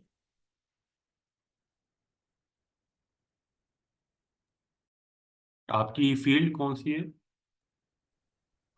ये मेडिकल। मेडिकल है, ठीक है। मतलब आप मेडिकल में क्वालिटेटिव डेटा हाँ जी। हाँ कलेक्ट जी। कर रही हो। जी। तो अगर तो सिर्फ क्वालिटेटिव डेटा है तो, क्योंकि आमतौर के ऊपर हमारे ज़्यादातर जो स्टडीज़ है ना वो क्वांटिटेटिव ही होती हैं। क्वालिटेटिव भी हो सकती है बट उसके अंदर फिर जाहिर बात है कि वो स्टेटिस्टिकल टूल नहीं होगा। उसके स्केल्स ज़रूर होते, डिफरेंट स्केल्स होते हैं जिन स्केल्स के ऊपर जो है ना वो आप उनको मेजर कर सकते हैं। तो वो स्केल हमें बताते हैं कि ये डेटा जो है वो किस तरह से है। और चूंकि वो फिर ओपन, उसमें फिर क्वालिटेटिव में हमारे पास जो डेटा कलेक्शन होती है वो भी फिर ओपन एंडेड क्वेश्चंस होते हैं और इंटरव्यू बेस्ड होते हैं, जिसके अंदर फिर कीवर्ड्स होते हैं और उन कीवर्ड्स को फिर हम जो है ना वो एक पर्टिकुलर वर्ड्स को जो है ना फिर वो अरेंज कर रहे होते हैं। वैसे ये ज़्यादा इंटरेस्टिंग होती है या ज़्यादा सूट करती है सोशल साइंसेस को या आर्ट्स एंड ह्यूमैनिटीज़ को, क्योंकि वहाँ पे इस तरह से जो है ना वो होती है। बट ये है कि अगर मेडिकल में भी हो रही है तो मेरे ख्याल में एक दफ़ा वो हमें टॉपिक देखना पड़ेगा, वो टॉपिक क्या है जिसके ऊपर आप क्वालिटेटिव जो है वो डेटा कलेक्ट कर रही हैं। और फिर मेरे ख्याल में जो है वो ज़्यादा मैं बेहतर पोजीशन में होऊंगा कि उसके ऊपर जो है वो बता सकूँ। तो ऑब्वियसली तब फिर सिस्टमैटिक रिव्यू उसका नहीं हो सकेगा कि, क्योंकि उसके ऊपर, या मेटा एनालिसिस नहीं हो सकेगा क्योंकि उसके ऊपर कोई इस तरह स्टेटिस्टिकल टूल नहीं लग रही है। तो वो हमारे पास सिंपली जो है वो यही होगा कि या तो वो नैरेटिव रिव्यू में होगा। नैरेटिव रिव्यू के अंदर हम कोई सिस्टमैटिक तरीके से नहीं करते हैं, बस डेटा कलेक्ट कर रहे हैं और उसको कंपाइल कर रहे हैं, या उसका एक स्कोपिंग रिव्यू जो है ना वो कर रहे हैं। तो वो फिर सिस्टमैटिक नहीं होगा, वो रिव्यूज का ज़रूर हो सकता है but that would be narrative. आपकी बात ठीक है। Thank you.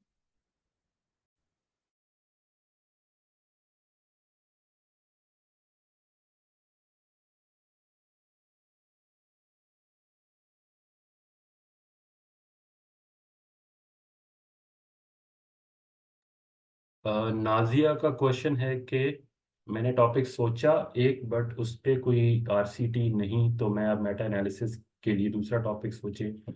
एग्जैक्टली आप दूसरा टॉपिक जो है उसमें देख सकते हैं, क्योंकि अगर आप उस पे मेटा एनालिसिस करना चाह रहे हैं तो उसके लिए फिर कहीं ना कहीं आपकी ये वाली स्टडीज जो है वो ऑलरेडी पब्लिश्ड।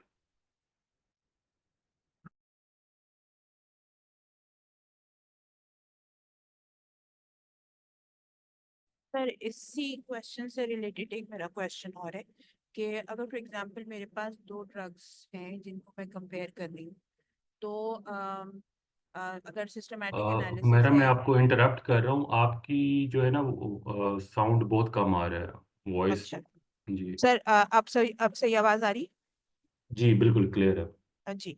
सर मैं ये पूछना चाह रही थी कि अगर फॉर एग्जांपल मेरे पास 2 ड्रग्स हैं जिनको मैं आपस में कंपेयर करना चाह रही हूँ, और उसमें या तो मेटा लगेगा या सिस्टमैटिक एनालिसिस होगी, तो अब वो जो 2 ड्रग्स हैं फॉर एग्जांपल, तो क्या उसका जो डाटा मैं या उसके जो आर्टिकल सेलेक्ट करूंगी वो इस तरह हो कि वो जो दोनों ड्रग्स हर आर्टिकल में मौजूद हों, तो मैं उसका मेटा एनालिसिस करूंगी, या ये कर सकते हैं कि फॉर एग्जांपल ड्रग 1 है उसके आर्टिकल्स अलग हैं और ड्रग 2 के आर्टिकल्स अलग हैं, उनको फिर आपस में हम कंपेयर कर लें?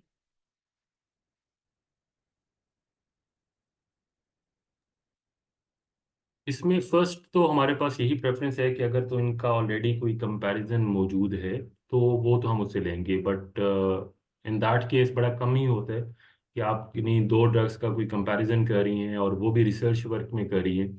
तो हम आमतौर के ऊपर तब भी कर रहे थे उसका रिसर्च वर्क के अंदर कंपैरिजन, कि हमने रिसर्च गैप फाइंड किया था कि लेट्स से कि एक ड्रग है ऑस्टियोआर्थराइटिस में यूज़ होता है सिलेड्रिन, और एक न्यू ड्रग आ जाता है मार्केट के अंदर, तो हम उसके साथ देखते हैं उसका एफिकेसी एनालिसिस है। तो प्रीवियसली तो मौजूद नहीं था इन दोनों का कंपैरिजन, तो हमने वो रिसर्च गैप से फाइंड किया था, इसलिए हम इस पे रिसर्च कर रहे हैं।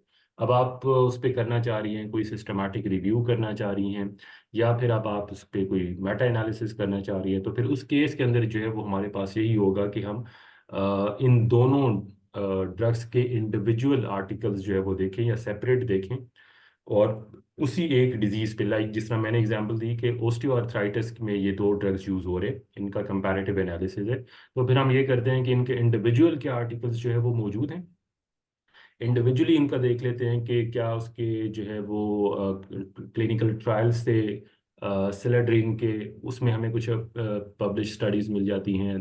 Then we go to the other drug B है जो न्यू ड्रग था, उसकी देखते हैं कि इंडिविजुअल कोई जो है वो हमें मिल जाती हैं।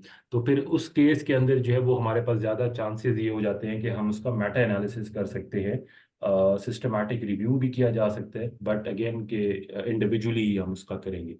उन दोनों की फिर एफिकेसी को जो है ना वो आपस में हम कंपेयर कर रहे होते हैं, जो हमारे पास डेटा आ रहा होता है तो हम उसके ऊपर जो है उसमें कोई टेस्ट अप्लाई करके जो है वो कर देंगे, but in that case separate किया जा सकता है उन दोनों को।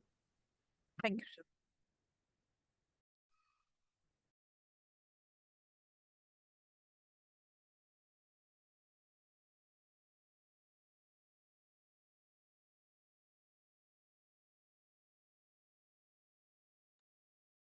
All right, do we have any other question?